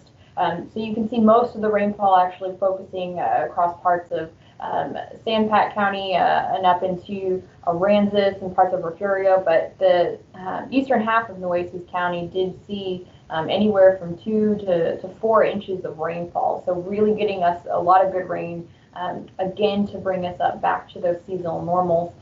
Before we got that rainfall, we were actually running below normal in terms of our rainfall so far for the year. So you can see the improvement that we saw just after that one rain event, bringing us back to those near normal standards. So what are our 2020 stats so far? Well, this is through the Corpus Christi airport, so this is a rain that was observed at the airport through June 2nd. So we've seen 10.32 inches so far. And just in that one day on June 2nd, we observed 2.69 inches here at the airport. While that's a lot of rain, that was not a daily rainfall record. So the daily rainfall record for that day was actually 8.62 inches. And believe it or not, that was not from a tropical storm or hurricane. And so we're no strangers to these large single-day rain events here along the coast. So our normal value for this point in the year is right around 10.48 inches. So we're running just a little bit below normal, but close enough to say that we're right about normal for this time of year. And to give you an idea where we were this point in the year last year, we were actually running about 2 inches below normal. So sitting at about 8.35 inches. Now, through May, we did see moderate to extreme drought across portions of the coastal bend. The rainfall that we've seen will continue to result in some drought improvement for us here. So this is last week's drought monitor. The new drought monitor will be released tomorrow morning. So we should expect to see continued improvement in drought conditions across the coastal bend because of this rainfall that we've seen, which is good news, because we definitely were experiencing quite a bit of drought heading into the beginning of this month. In terms of our reservoir levels, most of the rain over the past few months has actually been centered across north and eastern Texas, so their reservoirs are almost pretty much at capacity. Farther south, though, a lot of our reservoirs are running generally between the 50 to 75% range, but Lake Texana has benefited from some of these coastal rainfall events and is pretty close to capacity. Now, looking ahead for what we can expect this growing season and beyond, there's a few things that we take into these longer term forecasts when we're looking at what's going to affect us here in South Texas. So the first is going to be the status of that El Nino Southern Oscillation. And if you're new to hearing about INSO, I'll explain that a little bit more, but that is a really big driver for our rainfall here in South Texas. We also look at some of the longer term climate models, overall atmospheric trends, and then we incorporate some forecaster expertise. There's a lot of pattern recognition or certain ways that the atmosphere is behaving that we look at to figure out what that could mean for us here locally. So today's forecast, I'm going to start out short term and then we're going to continue to broaden out the time scale that we look at for our forecast here. So for today, it's a pretty typical summertime pattern where we're looking at daily chances for showers and thunderstorms. Could see some hit or miss isolated high amounts, but for the most part, nothing significant in terms of rainfall is forecast. You can't see it because it's behind this white image here, but we do have Tropical Storm Cristobal in the southern bay of Campeche, and Cristobal will stay there over the next few days, as we'll see on our forecast map. But again, our daily chances for showers and thunderstorms will continue across the county and most of the coastal bend. And then as we get into Friday and the weekend, we may see a little bit more of a drying trend as the atmosphere begins to respond to Cristobal's movement. Cristobal is going to wander around the Bay of Campeche over the next few days and then begin to lift north this weekend. And as it lifts north, it looks like we're probably going to crank up our heat, which is going to result in some increased evaporation for our soil. So it's going to be pretty steamy as we head into the Sunday-Monday timeframe. No rain for us. This is just another look at what Cristobal's forecast is. So this is as of 4 a.m. There is a new advisory that came out about 10 a.m., but no significant changes with the forecast. So I just want to point out Cristobal, pretty close to the Mexican coast right now. Will kind of move inland a little bit, wander around, and then begin to pick up some forward speed and then move into the central Gulf this weekend. Based on the forecast, Cristobal is expected to stay to the east of the coastal bend and the middle Texas waters, but we will have to watch for any kind of track shifts and what that could mean for us. But right now, based on the current track, this would result in a dry forecast for us here in South Texas. So it doesn't look like right now we would be seeing any kind of rain from this system, but definitely some beach and marine hazards as Cristobal continues to lift towards the north. And you can see this reflected in our 7-day rain outlook, where most of the rain is pretty much concentrated near and to the east of that forecast path for Cristobal. So, across us here, less than an inch of rain forecast over the next 7 days. As we continue to move ahead in time in the forecast, it's summer, it's going to be hot. Above normal temperatures are forecast as we head into next week. With below normal precipitation. So we're already beginning to see those signals and trends for the response to Cristobal's path. So, drier and warmer for us here in South Texas, with increasing rain chances across parts of Louisiana. And as we head into, our week 2 outlook, so really looking at, the June 10th to June 16th timeframe, that warmer and drier trend does continue for a good part of the region. So no significant heavy rainfall signals at this point in time over the next 2 weeks. And this is one of our forecast models. The GFS is the Global Forecast System. So this is something that we can look at to get a sense of overall forecast trends. So I showed you the 7-day, and you're probably seeing that it looks pretty similar to this 2-week or this 14-day forecast, with most of the rain basically concentrated from East Texas all the way towards Florida. Unfortunately, not a ton of rain forecast for us here in South Texas. So looking kind of longer term at some of our other climate forecast system models, this gives you kind of a week by week play through the entire month of June.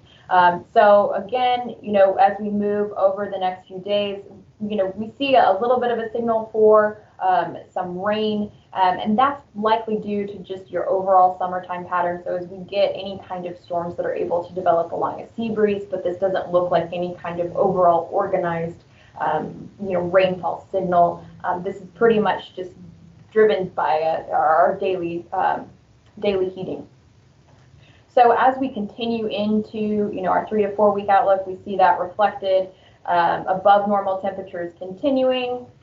And then let's talk a little bit about El Nino. So we're in these neutral conditions now, right? So as these neutral conditions continue, again, near normal precipitation for South Texas.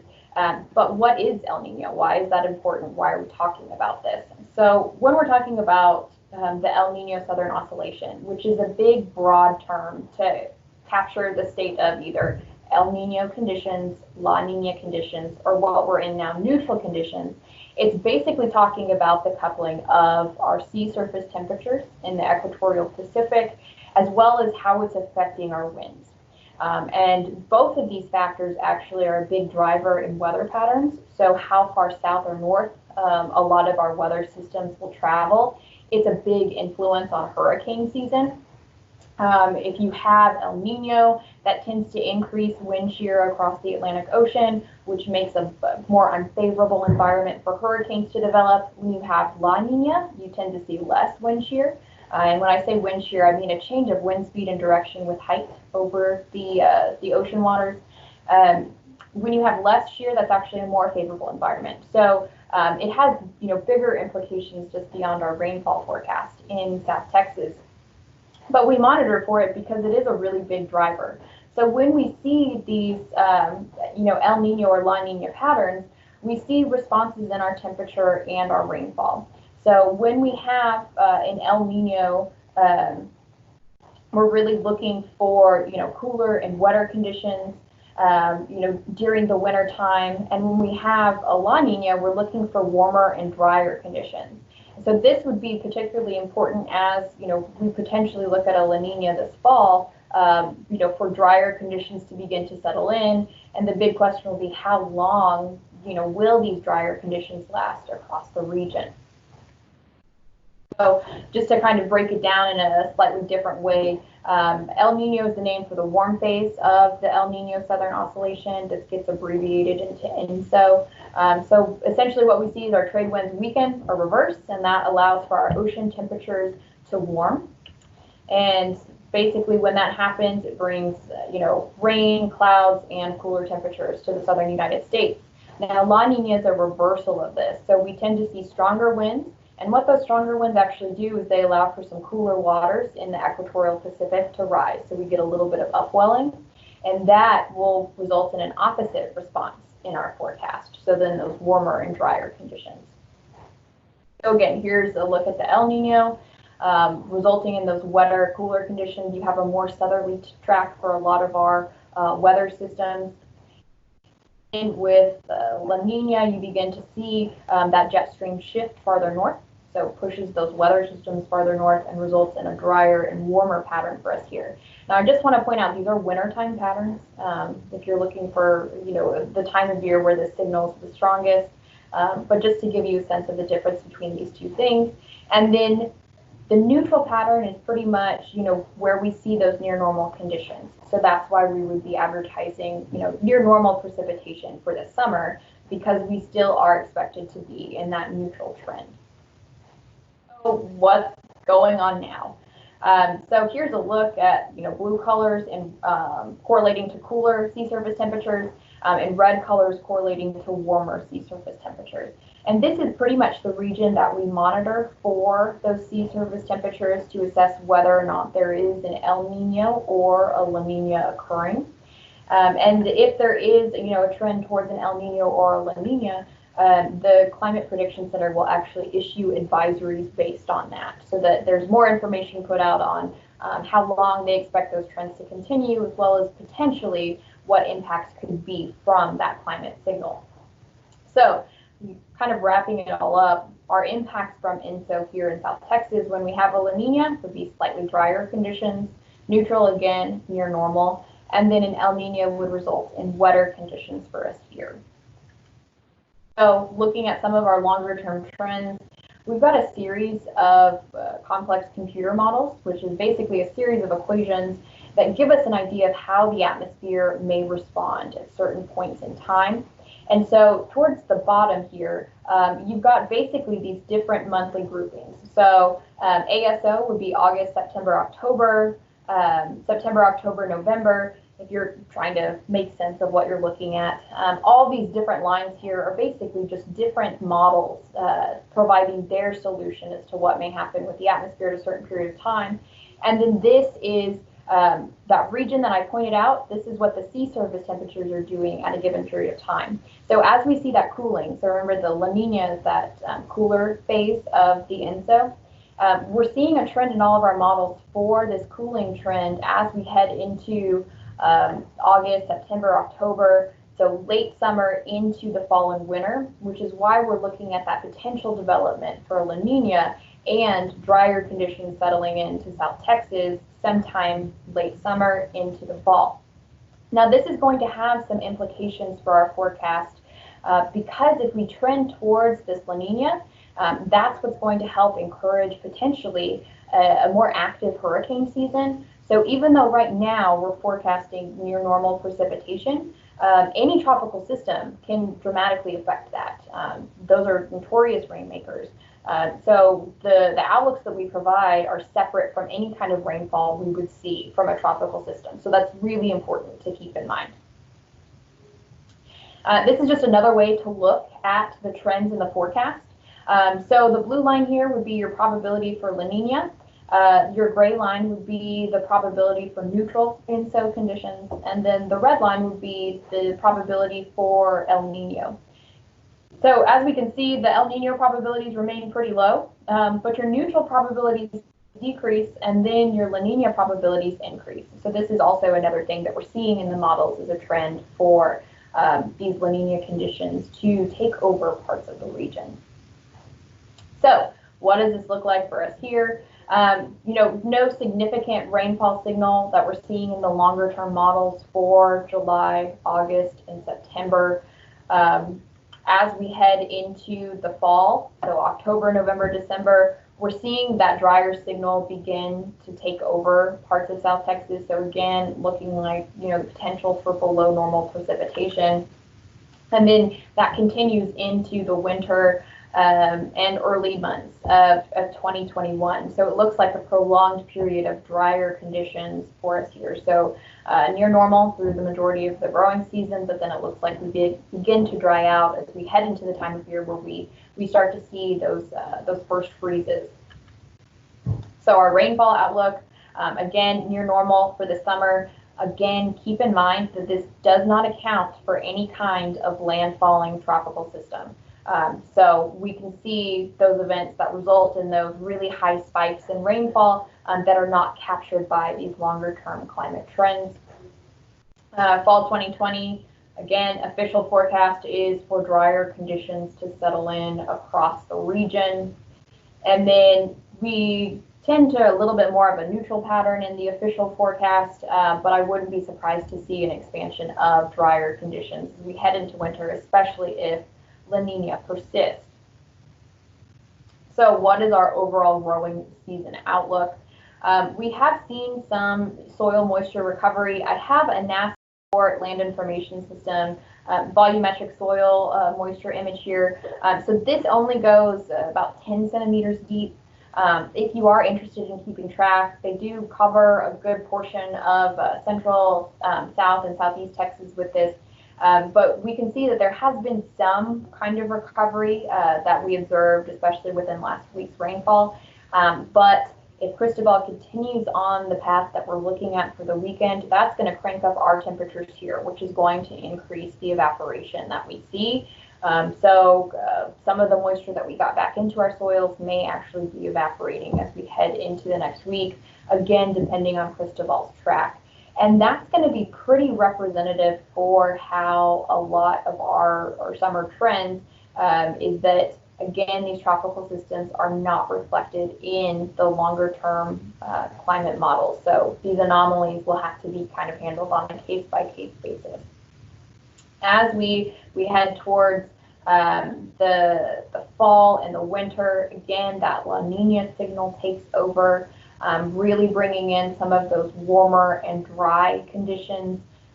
So if you're hoping for a lot of rain late in the season, doesn't really look like that signal's there quite yet, but again, you can hope for a tropical system. So we have a 65% chance of those INSO-neutral conditions continuing through the summer, and then again, we trend towards the La Nina in the fall and winter. So what are our normals for the Corpus Christi area? We talked about how we're near normal so far in terms of rainfall. Right now, our wettest months tend to be, September and October. Does anyone have any idea why September has our highest rainfall amount? It's a pop quiz to see if anyone's paying attention. So if you can chat, I have the chat window open. But that's because that's typically the month where we see most of our landfalling tropical systems. Here's a normal for Corpus Christi's area. Pardon? 31 for the whole year. March. June we're supposed to. Well, so again, those landfalling tropical systems give us about a normal rainfall for September of a little less than 5 inches. We typically see about 31, 32 inches of rain in a year. Now, keep in mind, our monthly climate normals are set to run from 1981 to 2010. So our normals run on a 30-year period. So this will be the last year for our next climate normal period. So beginning in 2021, that period will adjust from 1991 to 2020. So be prepared to see more information on what's normal, near normal, coming up in early 2021 as we adjust to that new normal period. But typically our monthly rainfall averages anywhere between 1 and 3 inches for us here in the Corpus Christi area. As you move farther inland, those normal values really begin to decrease. I spent some time out in West Texas, and we got about 14 inches of rain a year. So this is quite a dramatic increase in the amount of rain that we actually see here in the coast. So kind of taking us, from the, growing season into when, growing season ends. In terms of freezes and what we can expect here, our earliest freeze occurred October 27th. Our latest freeze occurred April 5th. And so when we're looking at freezes, it's really not a concern until we get into those late October, early November timeframe for any kind of threat for that. But again, we'll have to see with the La Nina potential if that does result in those warmer and drier conditions that could potentially affect any potential freezes that we see across South Texas heading into the fall and the winter months. So I kind of burned through that a little quickly, but if anyone has any questions, specifically about any of the information I presented, or would like any additional information on Cristobal, I'm happy to discuss that with anyone on the call right now.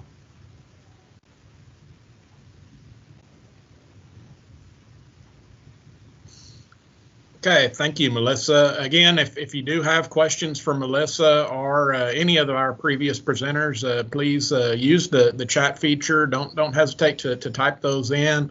I know Dr. Tomachek has left the meeting, but we will certainly get those questions to him and get those answered as we can. So again, don't hesitate to use that. But Melissa, thank you very much for joining us this morning. We appreciate you giving us that overview of what our weather outlook, is predicted to look like, and appreciate your time today. Our next presenter is Dr. Joe Outlaw. Joe Outlaw is an AgriLife economist and also co-director of the Agricultural Food Policy Center. Dr. Outlaw's been very influential in guiding producers through many of the last farm bills and some of the other farm policy that's come through. And so most recently, we've had the coronavirus food assistance program come up. And so we appreciate Dr. Outlaw being here to visit with us about some of the aspects of that farm program. Dr. Outlaw? Well, thanks, Jason. Just let me know you can see my slides. Can you? We can. Okay. Well, I'm going to buzz through this pretty quick, and hopefully all of you have already signed up and got your, checks on the way. But if not, let me go through the coronavirus food assistance program slide set kind of quickly, and to set the stage, there's been several phases, 3 phases of assistance down there. This is the producer response of the 3rd phase is CFAP, and so before we even get started, I promise you, I think there's going to be more to come. The House has already moved a bill to the Senate, and the Senate's kind of mulling whether they think that that's necessary or not. But this is an election year, so I wouldn't be surprised if we have phase 4 coming up. The key takeaways, obviously, there's 2 components of CFAP. There's the food distribution component. I'm not going to spend very much time on it. If you want to know more, this publication listed on the screen is something that's available on our website. If you, at the very end of this presentation, you can get the URL and just go to our website and download it and read it if you haven't gotten signed up yet. One of the things that people, the only confusion of this whole thing is basically they use 2 sources of funds for funding the different programs within CFAP. Some of it was CARES Act money, and some of it was traditional CCC money that we're used to getting, like ARC and PLC. So that's a little bit confusing for folks, but when you're going to get one payment, it's a blended deal. It's not a big deal, but it does get a little confusing in the explanation. I have mentioned before that the payments are going to be prorated. So say you're eligible for $100,000. Your initial check's going to be $80,000 until they make sure that everybody gets funding. Then the last 20% would be sent. The other key takeaway is there's certain crops, especially some that are going to matter to this group, that are not going to get anything.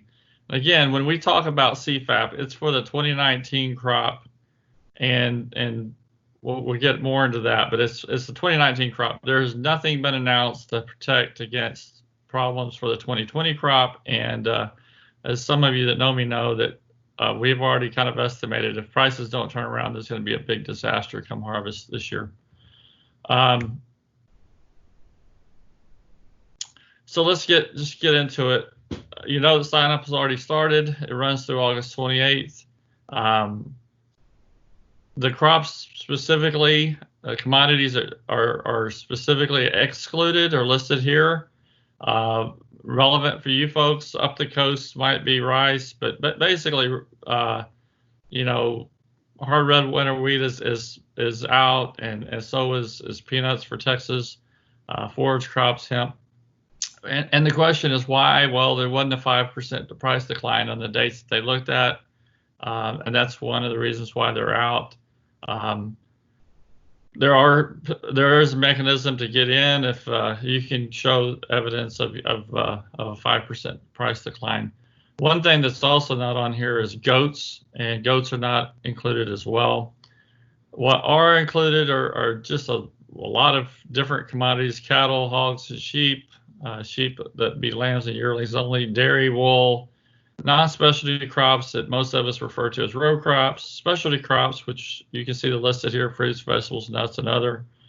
And those of you, if you've got some aquaculture enterprises, you probably need to get with me, and we can see about getting you eligible as well.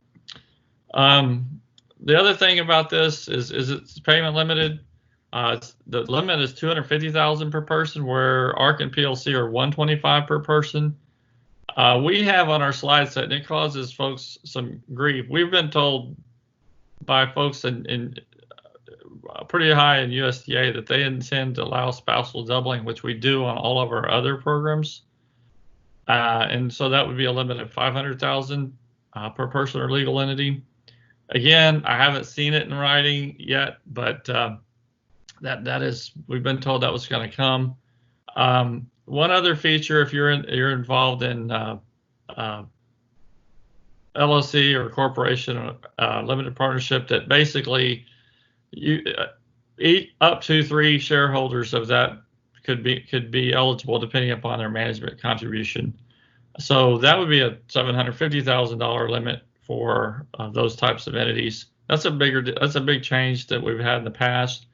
And then obviously we've got AGI limitations that don't affect very many people nationwide, of 900,000, 3-year moving average. That applies as well. We do think that the dairy folks are going to be limited when all said and done. The calculations, this is the confusing part. I've had a lot of people call and ask me about, I'm not getting very much money, but it's really on the unpriced inventory from the 2019 crop. And so if you're a row crop farmer, I can tell you right now, I look at all the numbers from USDA, and on average, by the time all this hit, most of you have already sold your crop. Now, there'll be some in storage, and that's going to get a payment if it's unpriced, basically. If it's still subject to price risk, and that's a big definition. And in fact, this week we got asked some questions about how that's going to work, and what should be done to make it more lenient. One other thing is really important on this one is this is a producer self-certification. You're going to see when I show you the form. I mean, you fill it out, you can sign it and send it into your FSA service center, your local county office, basically, and you're going to be subject to spot check, but it is a self-certification program. I'm going to focus mainly during this particular talk. The slides are in here, and I'm going to buzz through the ones that don't really pertain to y'all. But for livestock, this would be one that would matter. And I tried to put these slides together so you could see that the 2 sources of money, the red and the green, the red is for sales that occurred between January 15th and April 15th, inclusive of those dates. Those are sales, and you can look through the category. And if you sold a number of mature cattle, that's going to be $92 per. So the red is the sales that occurred during that time period for these categories. And then the green is the inventory, and the final rule states it's the highest inventory of unpriced livestock between April 16th and May 14th. So obviously, most of Texas, there's probably spring calving going on. You just whatever the highest inventory between those two dates, and you're going to get basically $33 a head. So a mother cow's getting $33, a calf. The rules weren't specific, but we did check with USDA, and calves are going to get $33 as well. And so that's the two things. You multiply all that out, you come up with a payment. You're going to get one payment, fairly straightforward. I'm going to go through that. We do have a simple example that we've kind of gone through with folks. And the example is really to illustrate, if you're not in the window of January 15th to April 15th, you're going to be hurt quite a bit. And then in the example, we had 100 weaned calves that we basically had run on stockers, and they were sold in the window. So that's why the April 13th is bold. They get $139 a head. And then I've got my cows and my calves, and don't ask me about bulls because the example we would try to keep it simple, but they would get the inventory number as well. You can see that there's a pretty good payment, $20,500, 80% proration, $16,400. But what happens if I sold outside that window and I sold those 100 head of stocker calves after the window? Well, they only count as inventory because I didn't sell anything during the window, January 15th to April 15th. And so your payment basically goes down by about half. And that would be something that would get people's attention. Lots of questions about this. Every time one of these programs gets announced, we do our best to kind of go through. Bart Fisher and I go through and read everything, and we're constantly on the phone with Washington verifying things.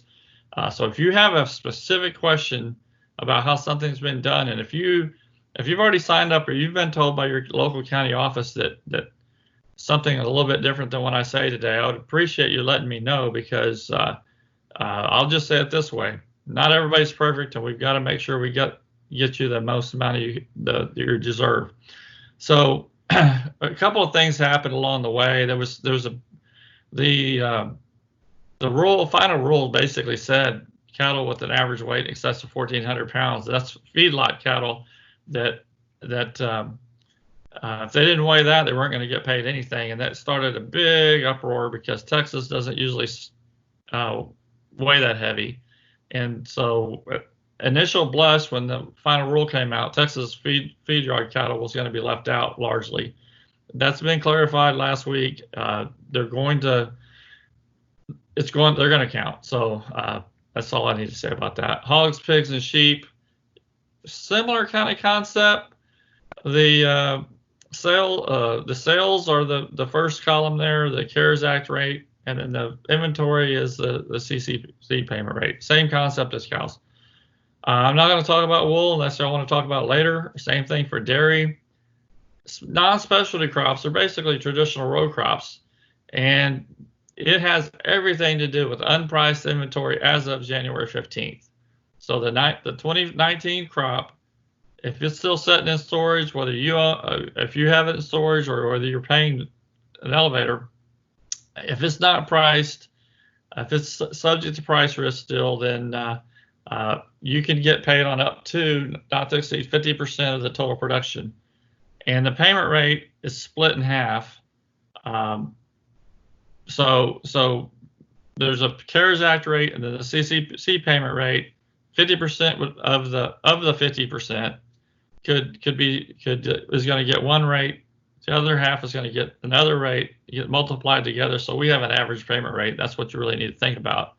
The average payment rate for corn is 33.5 cents. If you've got however many bushels unpriced in storage, you're going to get paid on that. There are concerns about pools. A lot of people will have cotton in the pool or such things, and we've been told that the pool is going to provide a indication to each producer of how much.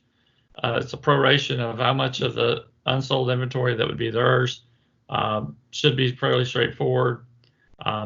This works really easy, and I have gotten a lot of phone calls about, hey, this isn't very much money.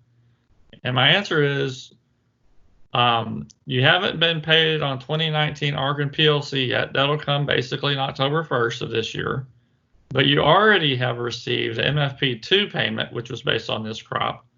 And then this is a CARES Act or CFAP payment on the 2019 crop. So there has been a lot of support for 2019 thus far, and we're going to see about 2020. This is something that's been floating around. In fact, as of yesterday, USDA was seeking comments from folks, and they sought comments from us on this. And so they put together this table that says what type of contracts are eligible for CFAP, basis contract, basis fixed contract, no price, established, delayed price, deferred price. And the ones that are listed here as being ineligible for CFAP. And it is a difficult deal. You have to draw a line somewhere, but in the spirit of what they're trying to achieve with this is that unpriced inventories would be hurt relative to priced inventories during this time period, basically the first quarter of 20. This is what they've come up with. So if we have questions about that at the end, I'll be glad to help. On specialty crops, I doubt you have very much of that, but there's 3 different payment rates depending upon how they were lost. If somebody wants to talk about that more, I'll come back to it in the questions.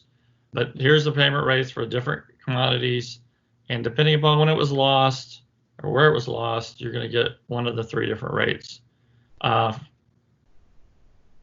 There's some concerns we've had, and the biggest one is I've had more people call and tell me they sold after April 15th a bunch of head of something. And what I get, and they don't like to hear that they're going to get the count that as inventory and get $33 a head on it, when if they sold it prior to April 15th, they'd get much more. And that's just the way the program was set up. There's nothing special about April 15th other than it's basically the end of the first quarter or somewhere around there. There's also other people that, this is very inclusive legislation, but there's more people that up the supply chain, take an ethanol plant. They haven't helped them yet. What do producers need to do? The form is called AD 3114. I would encourage everyone, if you haven't signed up for this program, and we have our own calculator on our website that help you kind of work through to see how to do it, just to practice if you wanted. And if you want help with it, I've got staff sitting around waiting to help people with it. So you can certainly call my office right now. But frankly, if you were to go to and watch that YouTube video that's highlighted in blue down there, that's going to kind of walk through the form with you. They have a form that if you go through it online on farmers.gov/CFAP, when you finish the form, you hit and you generate a printable PDF and you can sign it and send it in. That's really the easiest option at this point. I know a lot of people that have already called their FSA office and said, hey, how do I do this? And people are wanting to help. But really this was intended to be you can do this and send it in on your own. If you want to get some help looking over things, you can certainly contact me and I'll help you with that. The final rule did say that you have to have a completed AD. That form can be submitted to any USDA service center, but basically you can do that, but it's going to get mailed to your control county, so you may as well go ahead and turn it into your control county to speed up the processing. There have been a lot of people worried about whether they're going to run out of money.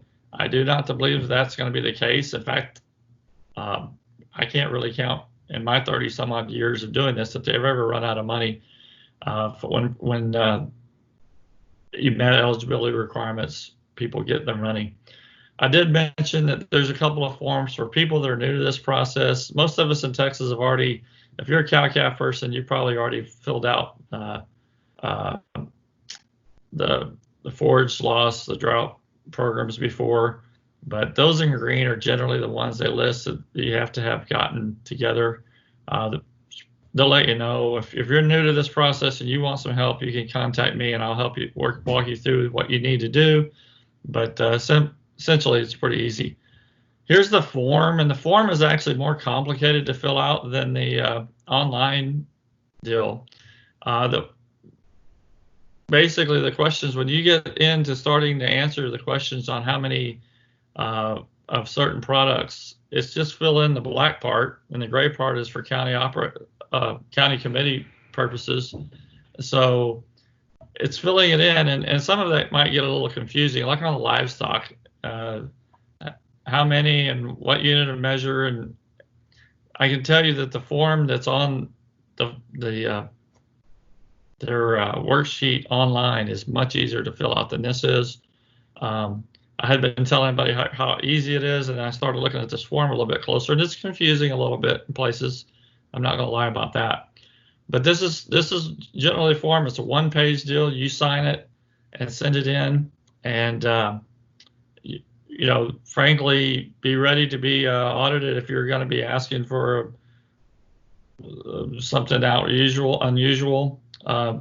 But this is one of those deals where when you self-certify, it's certainly you have the ability to put anything you want in there, but you better have backup, because if you get audited, in addition to paying back, you can be in trouble. So you don't want to do that. One thing is my phone number's here. I'm sitting at home today, but someone is sitting around that office all the time, even though we're in the quarantine stuff. You can call and they'll take a message and they can get it to me pretty quickly. Our practice calculator is on our website there, as well as the publication that I mentioned earlier. There's my email. And then the way of the world that we're dealing with in AgriLife these days is a lot of stuff is being put on, trainings are being put on their learning system. And basically, Bart and I wandering through and discussing this PowerPoint is on that in the catalog there. It's free, but you do have to sign up, and I did it just to see how big of a pain it would be for folks, and it's not that bad. So with that, Jason, I don't know if we can answer, if it's easier to do questions. I'm going to go ahead and unshare my screen so I can see some folks if possible. Okay, does anyone have any questions for Dr. Outlaw? Y'all have been a fairly quiet group all day, so if you do have a question, please don't hesitate to put it into the chat box so we can get those answered. Again, not only for Dr. Outlaw, but for anybody that's presented today. We want to get your questions answered, so please ask those. Okay. Looks like you've got one here, Dr. Outlaw. They're asking, is CFAP payment limit completely separate limit, or is it tied to other payment limits? No, it's completely separate.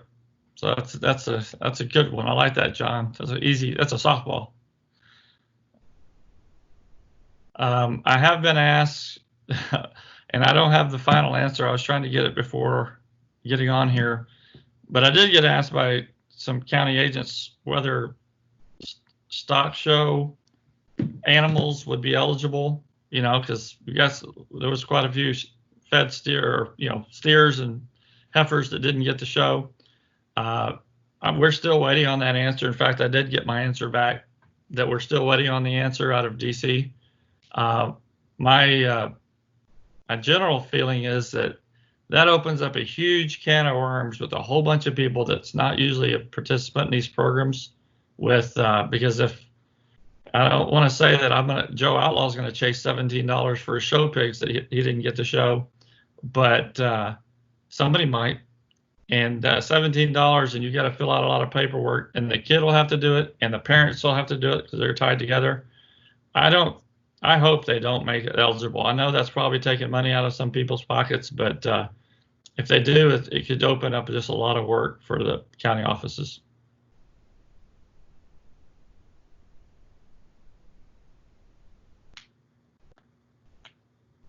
Okay, do we have any other questions?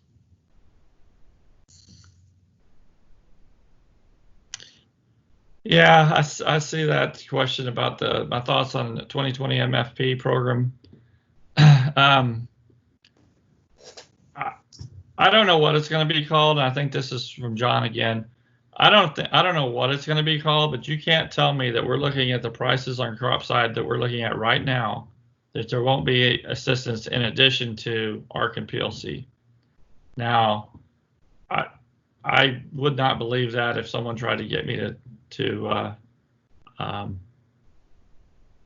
say that. And I can tell you that we've been working on it already. So I'll just say that there is more help on the way. We've been working on it behind the scenes, as we always do. And so I'm very comfortable saying there's going to be more help on the 2020 crop. I think this is it for 2019 crop, but I'm very comfortable saying there'll be help for 2020.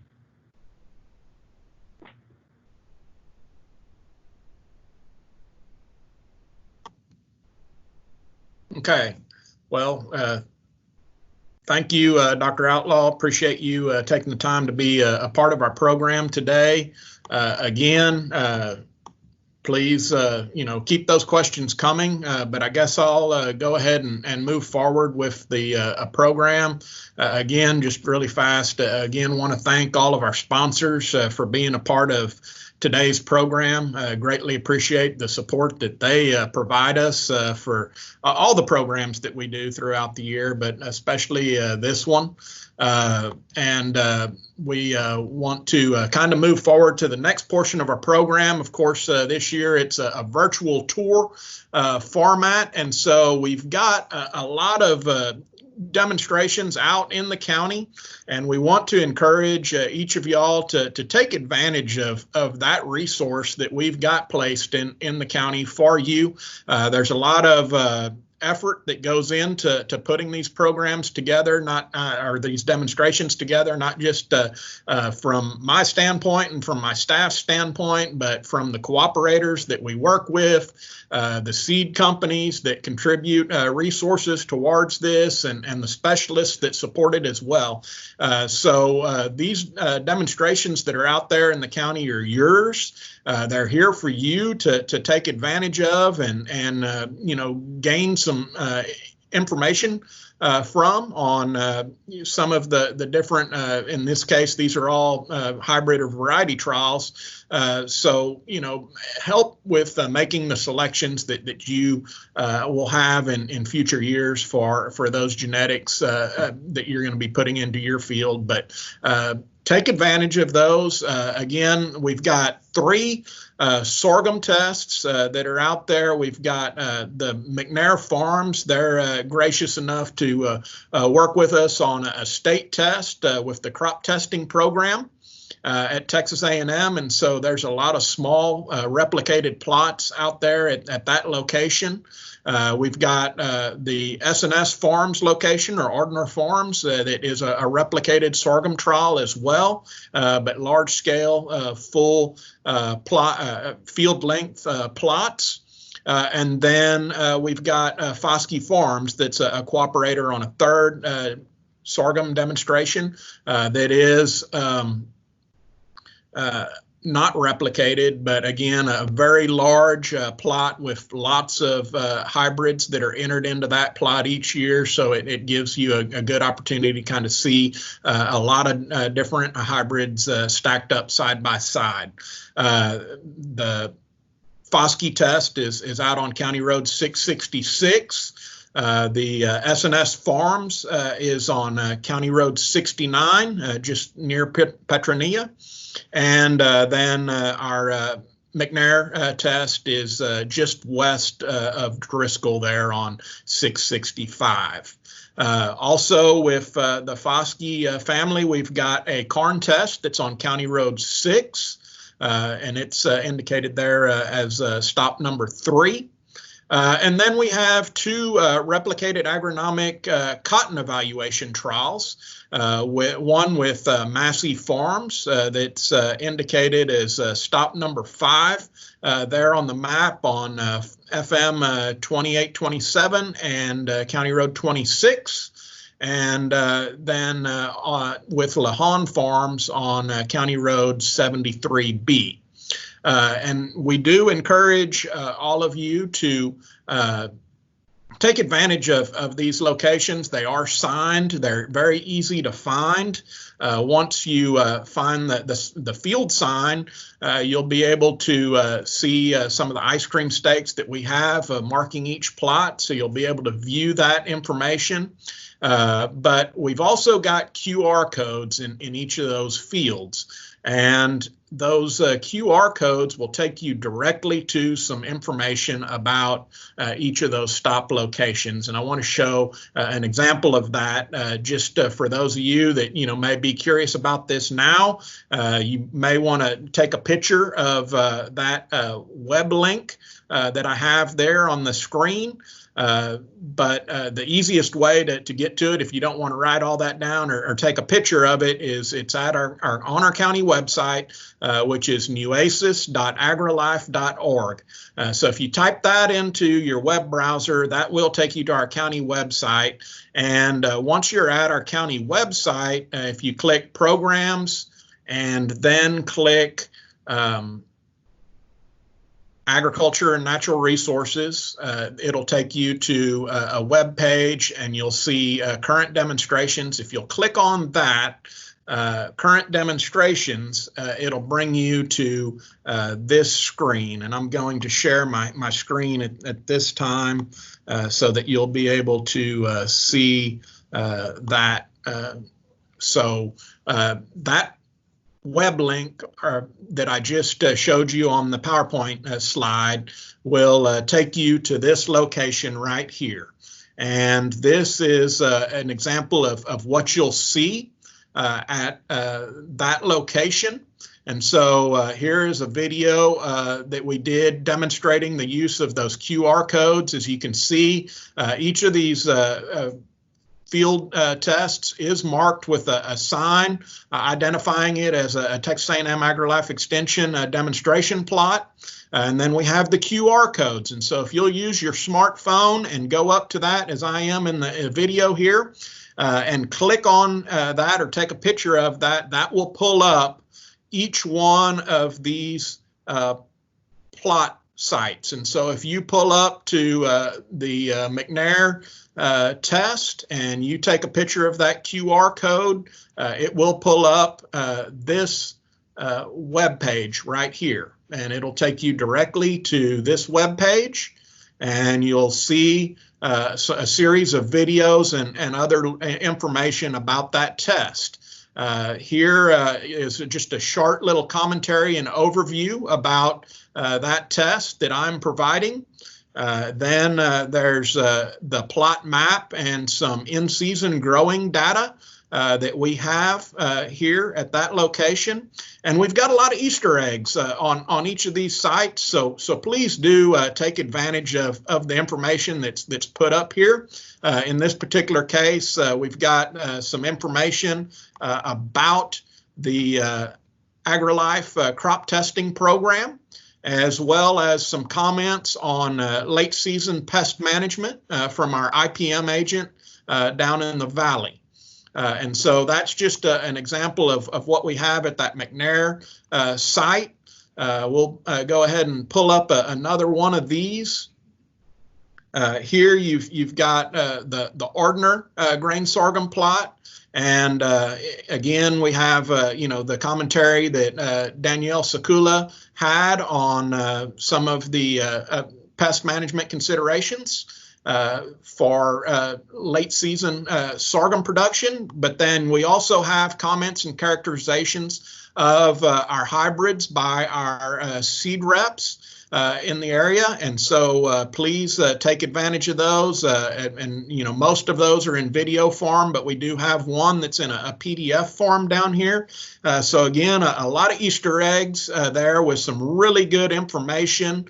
Earlier in the program, Dr. McGinty talked about the iGrowth sorghum. And so here's a little bit more information about that from those seed reps. But each one of these presentations took a lot of time to put together. And so I do hope that you will take the time to view those. On the cotton side, again, similar information being represented by the different seed industries. Again, we've got some commentary from our IPM agent, but we've also got some late season management considerations with Dr. McGinty that he shared with us. And then again, our comments and characterizations of the cotton varieties that are entered in these trials. And so you'll be able to hear from the various seed reps and companies about the particular materials that they've entered in those trials. We couldn't do this demonstration work without the help of the cooperating growers that we have in the county, and we've got some really good ones that are willing to help us with that each year. But also the seed reps that we have in this area are outstanding to work with. They really stepped up and helped us in providing these video resources for us. So please watch these and please take the time to go out and view some of the demonstration work that we have. Again, these are your demonstrations. The county committee and I work together to put these out in the county for your benefit and to improve the productivity of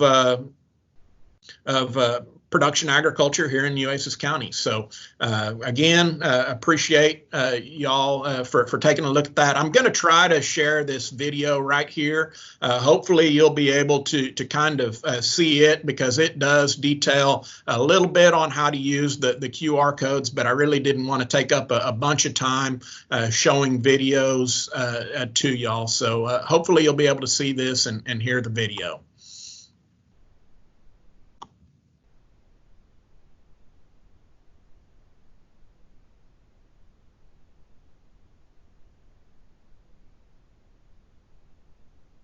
Okay, so it sounds like probably didn't get to hear the audio on that, but nonetheless, you can find that. So basically, the easiest way to get there is, drive by, use the QR codes, or just go to our homepage, nueces.agrilife.org, and go from there to once you're at our homepage, just clicking on programs.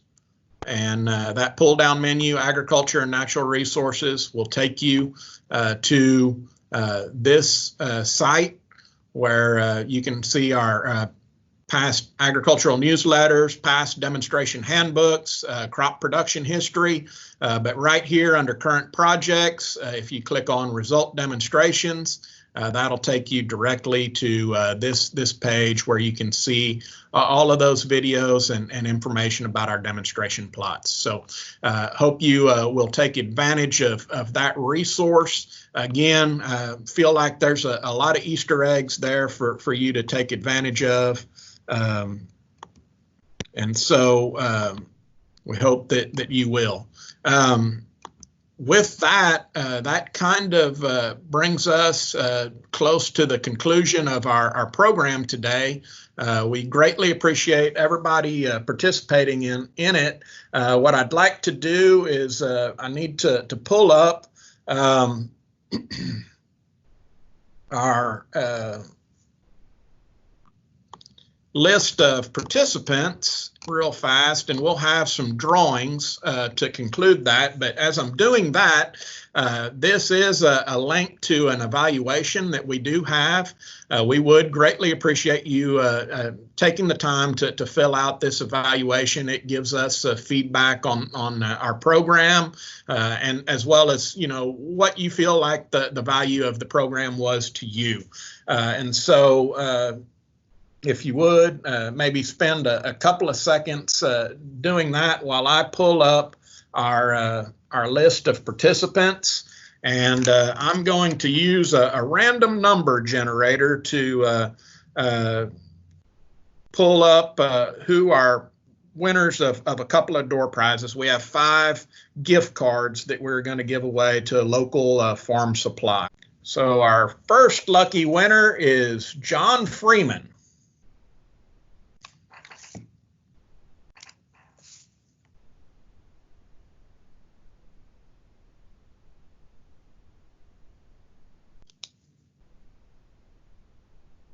Our second is Jane Byers Angel.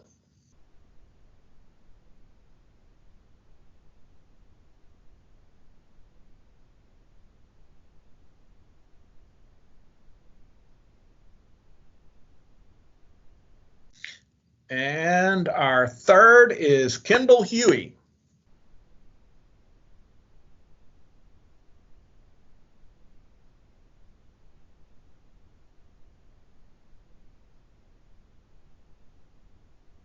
And Juan Alvarado.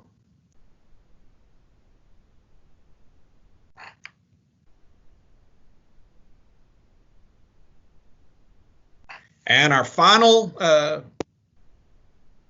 door prize is going to go to Christy Short.